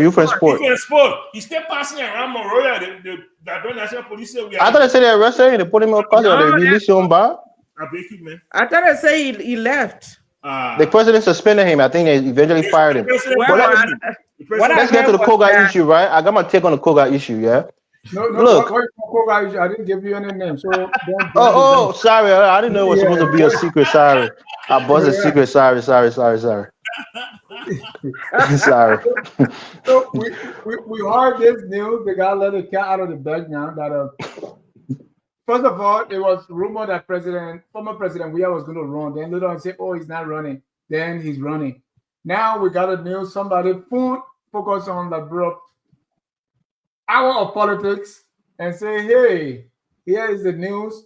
Former President Weah has chosen Senator Koga from Nimba to be his running mate 2029. Alex, does this sound like a April Fool or something? If you heard that somebody told you like they call our office today, what be your reaction? No, it can't happen. In Liberia, anything is possible because they choose running mates based on population. So I would not be surprised if down the road this is true. But I'm not excited. I've only seen from videos and other writings on Facebook, statements from the senator in question. So I don't know really. I mean, beside the population, I'm not sure what he's bringing to the table. But again, that's Liberia. People can, based on party. It brings the party. They just vote anybody the party brings. That's fine for them. Michael, did names appear to you like a prank or? I think I did, Joba. You think we are no better? Of all the people in Nima County that Koga we out there, a big year. Koga came in defeat Musa in Nima before I talk about anybody else. No, Koga doesn't have the clout. Koga wants the clout. Koga is hungry for the clout. Koga wants to replace Prince Johnson. And Koga will present himself like that. But we are no better than that. One think a running mate this close. They might entertain the notion just to see how the public react. It's a political game. But we are no better. Nobody can trust Koga. Koga said, "I don't trust himself." Then let alone other people. No, so I think it's just political noise. I think people are putting it out there because they want to test the waters. They want to see how people will react to it. But I don't think Josh Weah right now is contemplating on even a running mate right now. I think Josh Weah is more focused on rebuilding his brand and that was going to be my next question. But go ahead. Yeah, he's really focused on rebuilding his brand and what's the word I want to use? He wants to take advantage of the momentum of the United Party government put CDC in the news when they did the headquarters. And they did all the other things they're doing. They have put CDC in the news constantly. And the CDC and George Weah, they are trying to do right now is to take advantage of that and use it politically. A year ago, nobody was really talking about. As a matter of fact, a year ago, people were actually saying George Weah are not going to run it. And you saw what happened 2 days ago. Are you going to say and tell me George Weah are not running again? United Party is creating their own problems. They are building their own monster in the basement. Yeah. Let me hear from Evans. He called himself CDC sympathizer or George Weah. Chat rooms where this notion has been floated. What do you know about this? Evans, as someone who is close to the CDC. Believe it or not, I was having this conversation with somebody in a private capacity just last week, and we discussed it. But I would say this: President Weah is not coming back to play games. He's not coming back to do, the chicken feed in the politics, as we said. He realized that he made a blunder in Nimba. He realized that he should have played ball because in Liberia, that's just what it is. You have to pay to play. And he had no sitting senator supporting him in Nimba. You have Prince Johnson and Jeremiah Kuhn on the Unity Party ticket, heavily supporting Unity Party. One of the reasons President Weah lost in Nimba County is because he didn't have the movers and shakers guarding his vote. A lot of Nimbadians would tell you that. Losing in Nimba County mean? You want Say that again?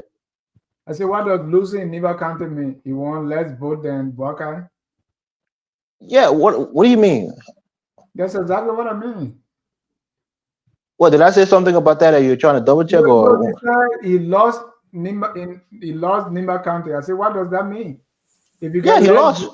He lost. He got less vote. But what people were saying is, was that CDC actually got a lot of votes, but they were intimidated. And after the election, Prince Johnson said something that was precarious. He said that thanks to General Charles C. Johnson, Prince C. Johnson, that he didn't bring people to enforce the voting. He didn't allow the military or the security apparatus to bring people into Nimba to make sure that people were free and could vote freely. So a lot of the Unity Party people, the MDR people, they really kind of strong arm that election away from President Weah. So I think if Koga is not on the ticket, my preferred candidate for vice president would be Alexander Cummings, if he will consider and accept it. But if he's not on the ticket with President Weah, let's talk about Koga first. That's what I'm saying. If he's not on the ticket, he needs to be in the CDC count 100%.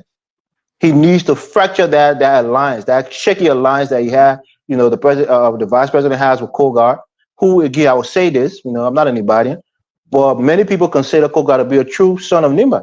Both of his parents are from Nimba. He speaks multiple dialects of the county: the Nukran, Gio, Mano, even some Mandingo. He speaks a lot of the dialects. He cut across. And he has a position that is very well respected in the county. He took the former seat, the seat of the former Senator Prince Johnson. He's a traditional man. He has the ears of the traditional leaders of the county. Weah is contemplating on Koga. Is that not this early? But I think people who are strategizing around the president is telling him that this could be somebody who you can recruit.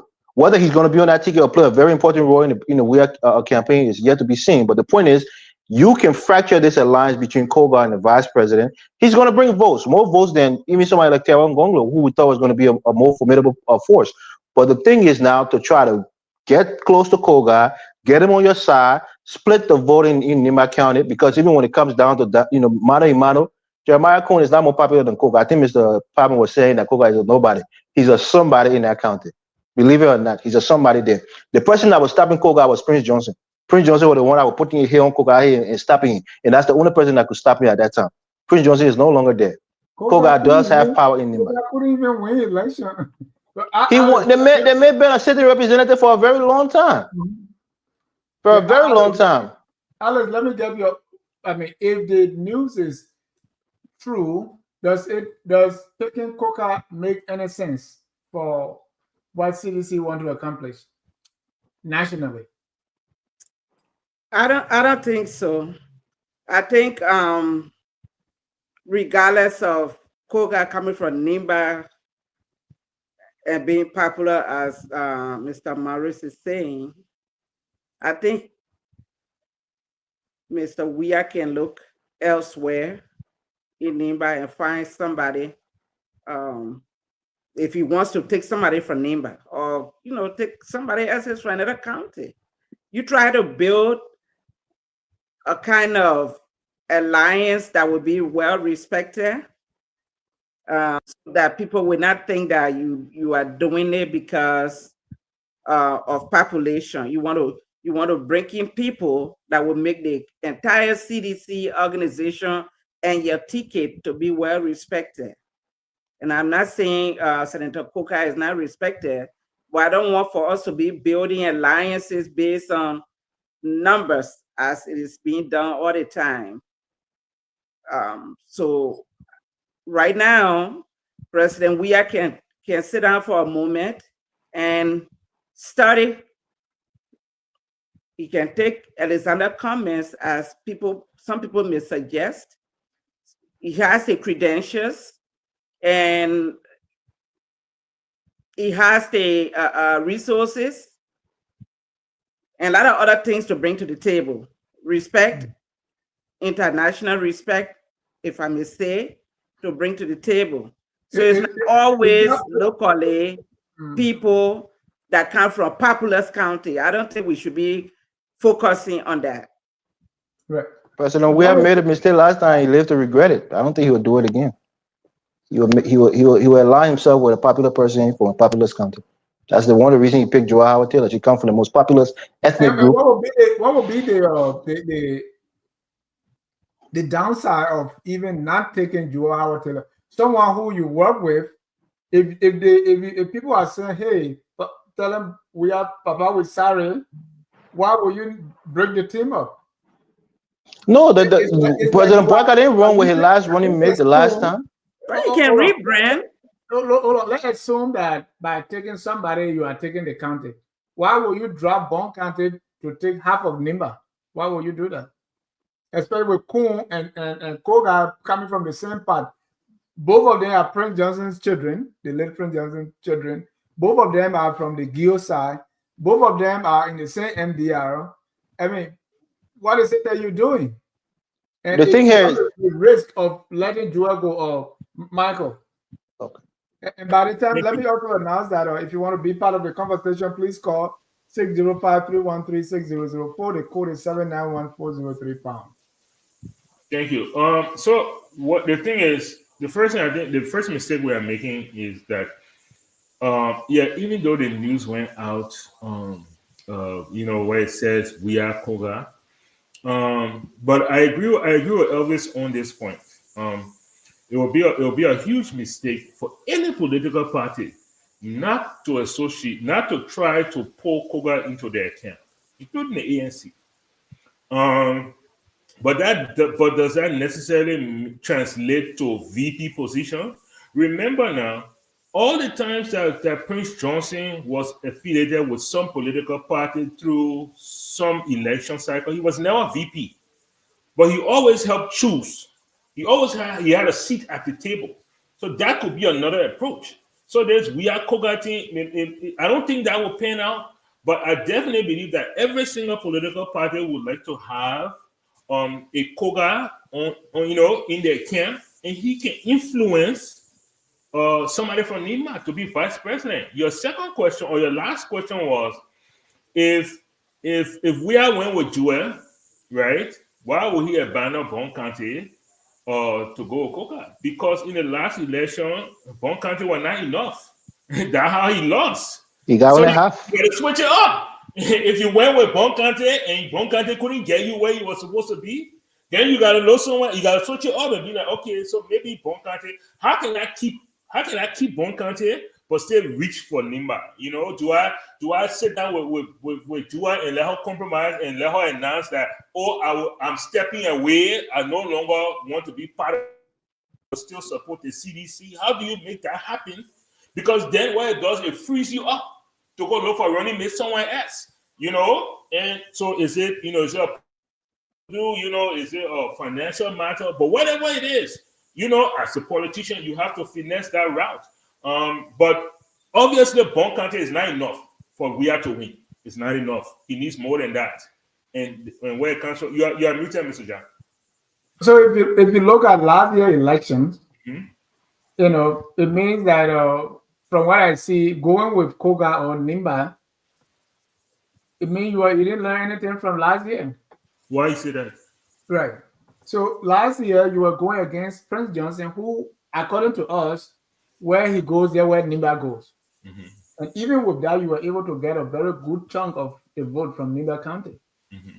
And the difference between you and the person who won is 20,000. Mm-hmm. And we have seen that 20,000 you could get it from Sino County alone. That 20,000 you could get it from Grand Jira County alone.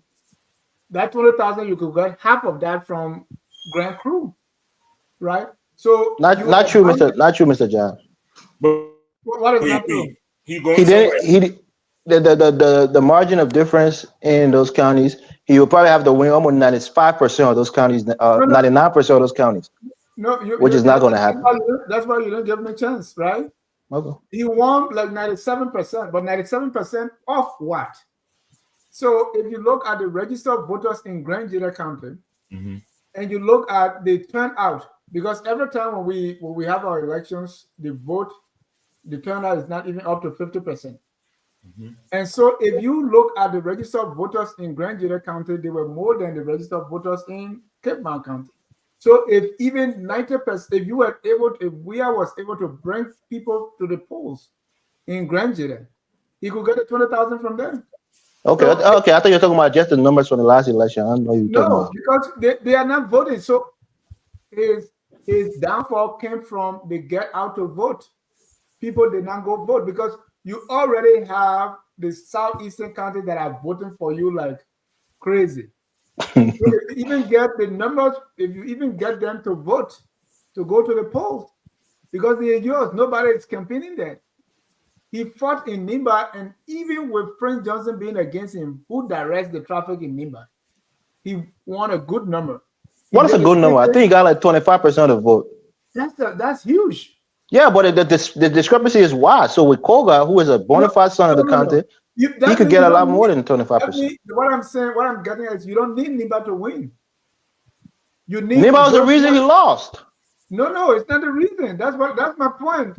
Okay. Because even with the number he got in Nimba, he could still win the election. If he had made up that number from the county where nobody is campaigning against him. But he relaxed because he thought the counters were for him already. At least get them to the pool to vote because the number is there, but they are not voting. You're not getting them. Don't forget, he won the first round. There was a precipitous drop in the second round of turnout. People just decided not to turn out. So if you going to vote now if you go in the same path as Jeremiah Kung, so you are going to just split. Why not go with, if you want someone from Nimba, why not go with Edith Gonglo, for instance? But say this, Mr. Josh. Say Koga is on the side of Jeremiah Kung come 2029 or the Unity Party. That's giving even more, powerful to Nimba. They're probably going to take like 80% of the vote this time around. Don't forget now they're in power. They're in power to control the election commission, to control everything in the country. So to say that he shouldn't play in Nimba County or have somebody very close to him. No, I didn't say that. I didn't say don't play in Nimba County. Okay. Because this is not your college. Yeah, because Madam Ware was with him. If you let Joe Howard go, it means Joe Howard, let's say, let's assume that Joe Howard goes now and say, okay, you do this, you play me there, I'm going to endorse my uncle. Right? No, but that's not how it works, right, Mr. Jai? Once a political ticket loses, there's no longer a political ticket. If that person wants to come back and be on the ticket again, you have to renegotiate. It's not like she's the automatic VP candidate for the CDC. That's not how it works. If Weah doesn't pick Joa is going to be angry about that. And let's say Joa endorses Boaka and takes Bong County. So you are losing Bong and you are not going to get 50% of Nimba. With Koga, you're not going to get 50% of Nimba? With Koga versus Jeremiah. Oh, he can be Jeremiah is in power, my brother. Jeremiah is in power. So what are you saying? They'll cheat him again? No, that's it. That's it. Quiet power loud. That's we know Jeremiah Cohen is a cheater. Once you're in power, you still have control over. That's what I was saying. And that would be the issue. But for me, I think it's too soon to think about this. Say that again. You say when you're in power, you're going to cheat. Let me check and see if anybody is calling. We have called about. So I mean, let's look at the Joel. You said you got to renegotiate, but Joel Howard being loyal. So what do you think if Weah is not putting? And I agree. What Weah can do is to get the support of Koga. But if you say you're taking Koga as your vice president, I don't think it's going to pay any dividend. I think that's what I say. It's not my first pick, but if they can recruit him right to their side, if he can retain Joy Howard Taylor's support, don't forget her party is also fractured. NPP took a lot of vote away from the CDC this last election with James Bonny going to the Unity Party. So again, it's all about getting all of these people within your camp, doing what you need to do to get the solid support, and then hopefully go with Alexander Cummings. But you have a lot of people from Populous County who are supporting you, and of course you're going to promise them certain positions and certain appointments for the people. But he has to start doing recruitment now, early on, get a large coalition together. I think even focusing on the VP pick will be a disaster right now. He has some things to do. William Jala, you're live. Hi, Dennis Jad. Thank you for having me on. Thank you. Thank you for taking my call.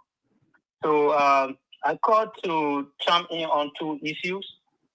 The first has to do with the eviction of the CDC headquarters. So I often hear people blaming the government, accusing the government of demolishing the CDC headquarters. If the CDC think that because their headquarters were demolished, and because they will come to power because the Unity Party demolished the CDC headquarters, then they can just forget it because they're not going to come to power. In the first place, we have to get this right. The Unity Party, this current regime, is not responsible for the demolition of the CDC headquarters. People need to stop accusing the government.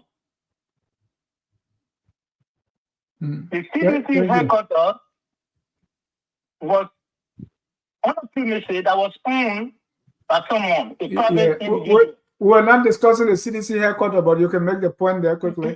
Yeah, somebody brought it in, so I just thought to just chime in on that. Okay. But I will come back to the George Weah fire incident. Mm-hmm. So people need to stop accusing the government of demolishing the CDC headquarters. The Liberians will not buy that idea. Okay. Let's go to the fire incidents. All right. So George Weah home got a fire. Right. The fire service received a call about the incident. The fire service went in there. They were denied access to the building. On the second day, the first day they had access and they put the fire off. That's still debatable. Okay. Because even the fire chief said that they went there and they were denied access to the building. All right.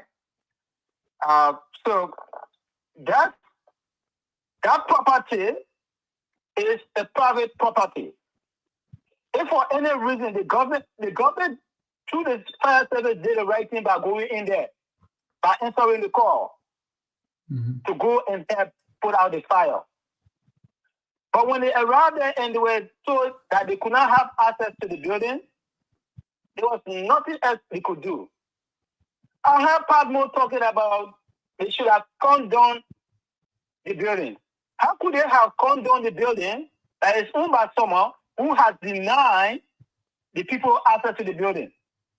That would have been trouble. Had they tried to force anything, had the fire service tried to force anything, they would have accused the fire service of wanting or plotting to kill George Weah.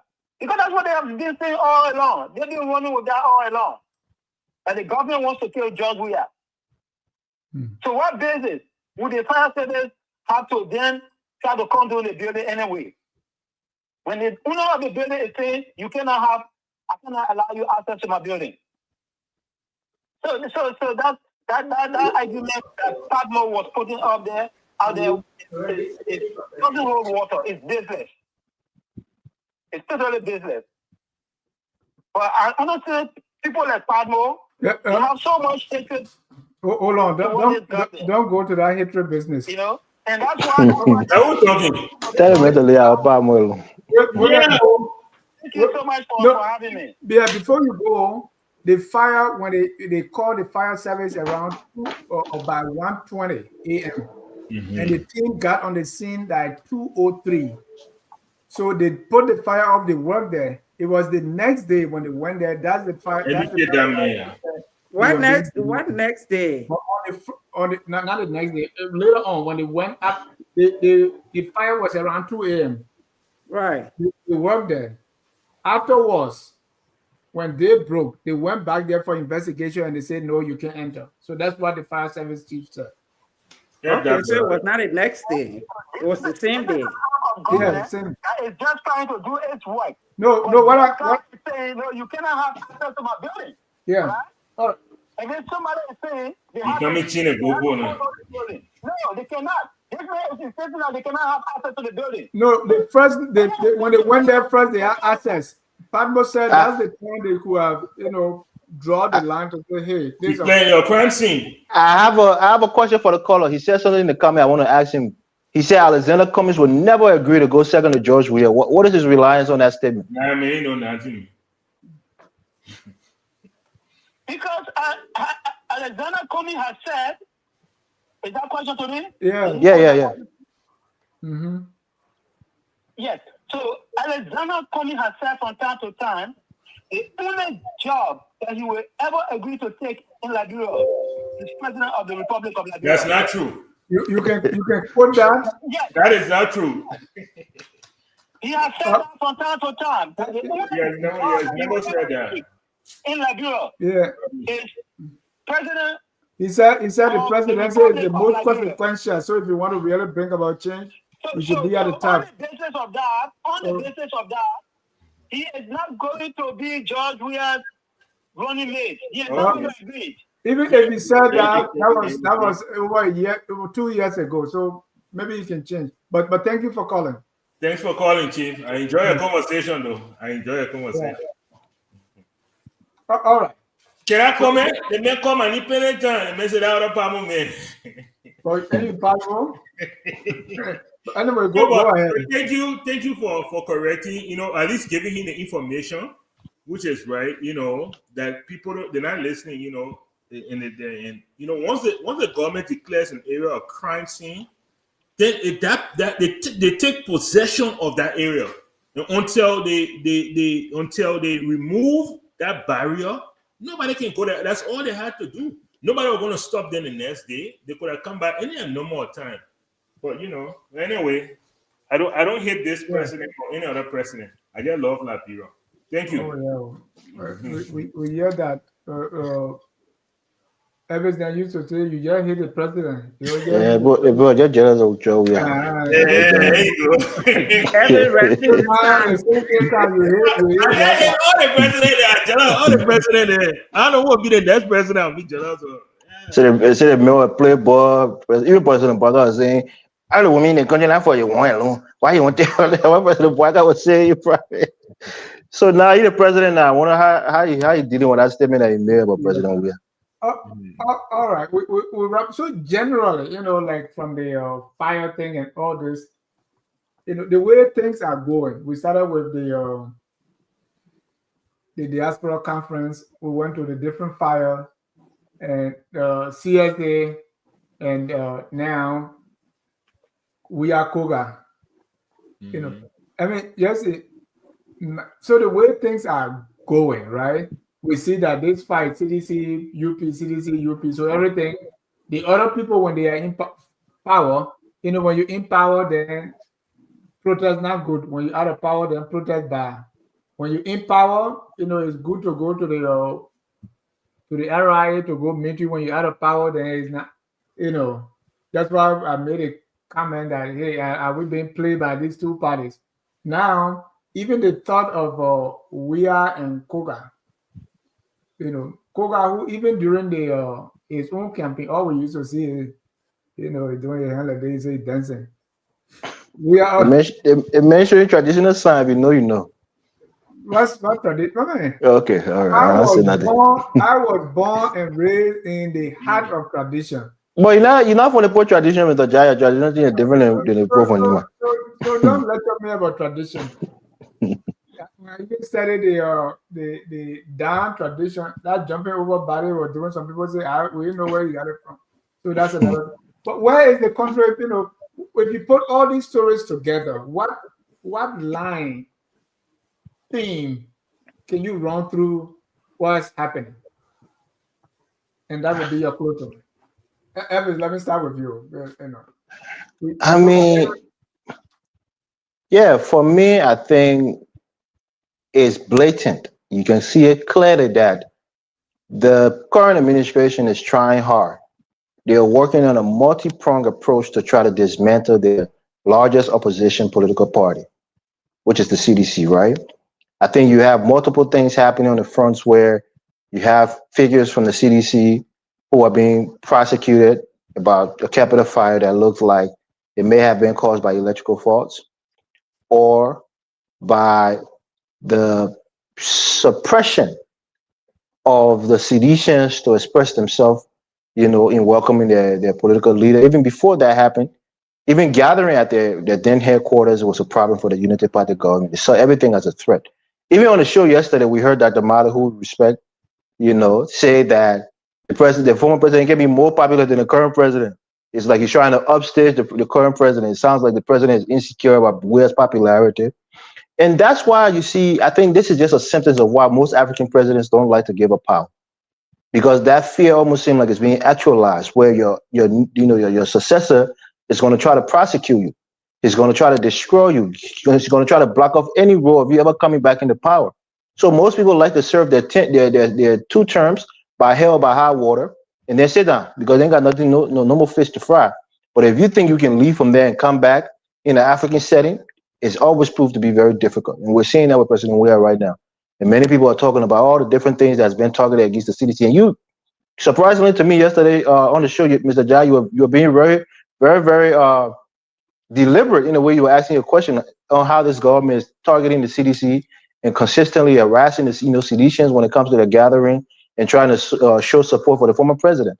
So for me, what I see is that African presidents have a genuine fear that if I leave power, if I haven't finished my 2 term or my term limit, even for those who are reaching the 2 terms, they don't want to leave power because they fear that the next person that comes in is going to have vengeance out for them and is going to want to destroy them and even put them in jail. Is that and that's why most it seems like it's being justified in Liberia because many of us praise president. You think Bwaka is not going to leave power after 1 term because we may want to prosecute him? That's the murmur around President Boyka now, is that we would never come back. We are never coming back. They're saying this thing so emphatically that he would never come back. Even with Kun, people who knows Kun, saying that Kun. Where is Liberia going? What is that common thread that you can? That's what I'm telling you. It's going backwards, and this is the first time in the history of Liberia in recent time. And I don't want to make it too big, where the president, the president who is leaving, the president who is coming in are now on the same page. Recently, we had Ellen Johnson Sirleaf, where she came when she was leaving. She was on the same page with President Weah. I was saying like she endorsed him. They had some agreement, and thereby she was protected. When President Weah left, he wasn't on good terms with President Boyka. So right now, we're seeing that a lot of political. That's the point I'm making. So right now, I see like a lot of political things are happening against the opposition party, and that can spiral out of control. A lot of things are happening in the country that can fester, ill feelings towards the 2 different political factions. It can lead to violence. Personally, I don't think the country is in the right trajectory. That's why I was laughing when Mr. Brooklyn was talking about President Boyka talking about unity. Is the country united?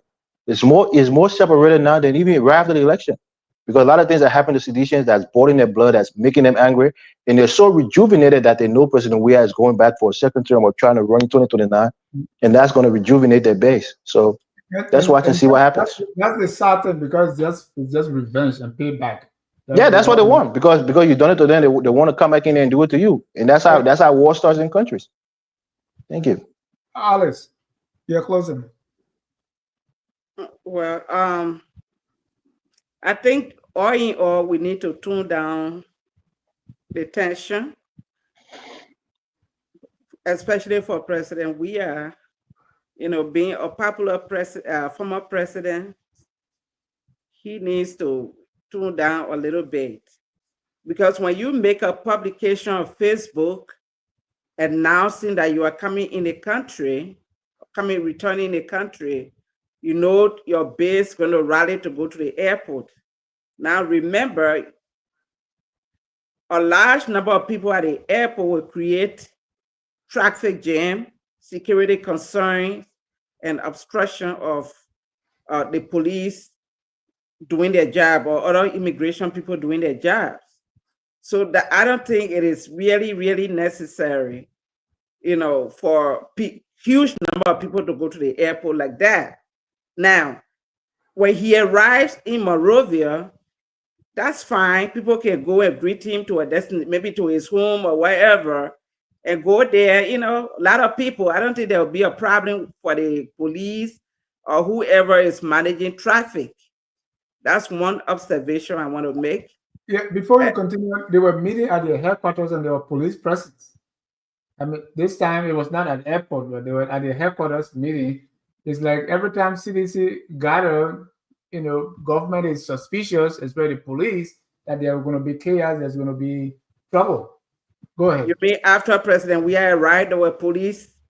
No, long before, because, you know, I mean, this is maybe the first president we know who does nothing. The only time we know about him when he's coming in the country or when he's leaving. I mean, but this time, it was long before this time, they were meeting at their headquarters for something, and the police didn't like it. Well, most of the things I heard was that, you know, not President Weah himself, but a lot of the people that follow him, especially people that live in the area, there used to be blockade or you know, I don't know where there would be blockades, they would be, you know, doing other things that were not appropriate for people that live in the area. And when the supporters start behaving like that, then it creates problem for the leader. So this is why, in my view, I don't think going to the airport in huge number was necessary. They could have done it somewhere else, and if the police went there without any cause, there would be a reason of concern. But when you have another president in power, and the former president is so popular that a whole group of supporters of the airport, don't forget there could be something happening. If there's any security issue, it will be hard to like what? Like what? Like when they tried to assassinate the former president? What is the security issue? No. Well, both ways. Both ways. You will have, so if they try to, maybe God forbid, they try to do something to the former president, the police will not have, you know, the flexibility of doing its job because of the population. Or take for instance, let's say maybe there was some concern, security concern, maybe there's a bomb threat or something. It would be difficult to manage the crowd because the police that was supposed to be doing their work. When the former president moving, what if the president is moving and we have the same crowd? I wish they would the current president already has security that guarding him. Has security too. Yeah, but the security of the former president cannot be compared to the security of the current president. Because what I hear you saying is, you know, since you're the big man here now, no, I can't even have party in my own yard because big man is in town, right? Right. I mean, you know, you can say that, but like you know, it's this is so common. Okay. I get money now, so I can't even throw my own party too. You see, if you are not in power, you can't steal the show. We have to understand that. I see. Okay, yeah. I get it. That's what it is. You know, take it or leave it, but that's what it is. So that's why I say he needs to tune it down. When last Ellen Johnson was coming to Liberia and made an announcement on Facebook that she'll be coming to Liberia. Politicians utilize their strength, right? Yeah, but this is where we are now with it talking. Right, he's not we are is not going to make a speech. We are is not going to do anything. He's not going to read a book. He's not going to put up a project. He's not going to have a library. His strength is he moves the crowd. So and that's what he's using. Right. So moving the crowd now, you're bringing a whole lot of unnecessary talking in the country. That's how he wants to win election, and that's okay. We'll see. My you really threatening us. We'll see. No, I said we no. You said how you will win the election. So I said, okay, we'll see. You know, I mean, if that's how people can win election, that's fine. But I just think, you know, he needs to tune down a little bit. And this is not political season. We have to tune down a little bit so the whole country cannot be politicized before elections. As a young kids can say, the president, we are flexing. He's flexing. The current president don't like it. biggest strength. Yeah, because you're trying to overshadow the current Well, president. you get, yeah, because they better war celebrity. You're not just local celebrity. Okay. You know. But you saw what happened to the supporters at the airport. That's why you got to tune it down. No, that falls on constitutional liberty being suppressed by this government. The way he was telling the people where there was no need to fight, but he might not want to fight, but the people that follow him will misbehave when they are planted somewhere. Tension are escalate here. Serious tension are escalate right here. One person has been arrested, and the arrest of one person. They have arrested an individual here. They are arrested. Michael, you're closing. Thank you very much. So, looking at the whole span of what we've discussed, I think I only Michael will answer my question. Look, I do see a highly politicized environment. However, whether it is from the fire that we talk about, all the way to the Diaspora conference that we talk about, the onus still rests on the government of the day, setting the pace, setting the standards, setting the environment for things to work. So, do things be toned down? Yes. Because when things are politically charged, they have a propensity of exploding into violence and other things. You can't put that on the opposition. You can't put that on the people who are out of power. It has to start with the president. The president already puppet. I always try to tell people this. Look, I grew up during the time of Turbo. I grew up during the time of Turbo. Come on, Michael. No, but seriously, I grew up during when Turbo died, you were 7 years old. What do you mean you grew up in Turbo time? What do you mean? What do you mean I grew up? What do you mean? Look, I have a very retentive memory. Yeah, you were 7, 8 years old. I remember everything. I remember the politics of the day. But let me explain. I remember higher suit. Sunday, higher suit. Christmas day when you're going to take your picture, everybody wear the higher suit. Okay? And this was something that was set by the president. I remember when they go call your hair, they'll put Thomas Star on your head. They'll call everything for right here, small one right here. They give you Thomas Star. Everybody, all the picking up wearing Thomas Star at the time. Samuel Doe King with football, soccer, no star. Soccer became the most desired what you want to call it? Profession, yes. In Liberia, every child wanted to play soccer and go international. That was President Dole's thing, and we can go from president to president. Look at Joe we are.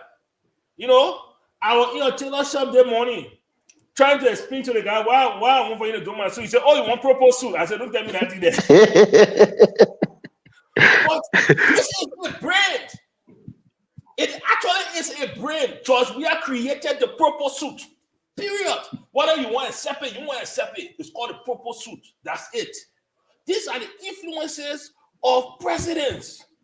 They have the body puppet. The question is, as a president, what is going to be your legacy? What are you going to leave that people can pick up, that young people can want to be like, they can look up at you and be like, yes.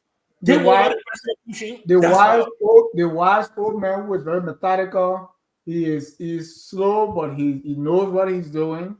We don't have time. No time. You can't be slow and methodical at this point. You have to be radical. Okay? No time, Mr. John. What time you read it slow before you go? By slow, I don't mean slow. I meant you said slow, but you mean slow? Yeah, I misspoke. Okay.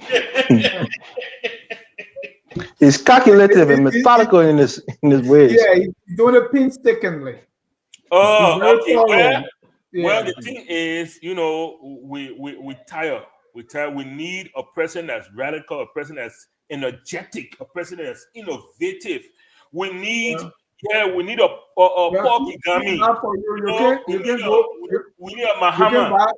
You can buy Kaka, then you wanted to move Tesla. It's not going to work. We dust off sitting car in the garage for 12 years, and now we're expected to ride a new Ferrari that people can see. Because we have conditioned ourselves to bounce between Unity Party and I pray not. I pray there not. will be a change in 2029. There was a time in the CPP, which I was a member of, that we encouraged President Boyka. President Boyka, you have served for 40 plus years. You have served as high as vice president. This is the time for you to step back, endorse somebody else, become the big brother in the room, the elder in the room, the advisor in the room, and let the young people take the lead. I'm hoping that 2029, that is what President Weah does. I really hope that he does that. I really hope he steps back. He doesn't take his finger off the pulse, but he steps back and he endorses a younger person, a more energetic person, and says, look, I did my 6 years, but I don't want to do the politics anymore. I'm going to look forward to a younger person to pick up the mantle with innovation, new ideas, new vision, and I will support. Is Cummings younger than President Weah? I have no idea. I think Cummings older. So then you're eliminating your political leader by that statement, Mr. Padma. I'm not eliminating him. I'm just saying that all I'm saying to you is that President Weah should look for a younger person. So if President Weah didn't just come can win. No, I'm not eliminating. I'm just saying President Weah should not enter the fray. And that's the thing. That's the thing. Even when what we are saying, right? Mm-hmm. Now we have to be very honest, from the story we've covered tonight, things are not very hopeful, unfortunately, right? Because if President Weah, for instance, even the thought of going to Dancing Koga, and then think about it. Now we have President Bwaka, who was, and we all thought the vice presidency, and he said, well, we need to give it to somebody. And they ended with my own Dominican brother, Jeremiah Kuhn. Now we're talking about, fire, where everything is political. Even, it's like Unity Party versus CDC and what, even when we're swallowing fufu. Come on. Anyway, thank you, Alice. Thank you, Elvis, and also Michael. Bio was here before to talk about the diaspora. I will bring you more present, and we'll keep talking diaspora conference. At this time, we're going to close. We want to thank people for watching, even those who will watch later. Always watch Focus on Liberia. We'll be back here tomorrow at 10. And we'll be live on Kia Radio 95.9. Please be a part of it. We're now going to close the broadcast for a song that says, "We are all Liberians." Have a good night, and God bless you. We are Liberians. Liberia is our home. Liberian people. USA, all we want. Liberia, USA, all we want. Liberia,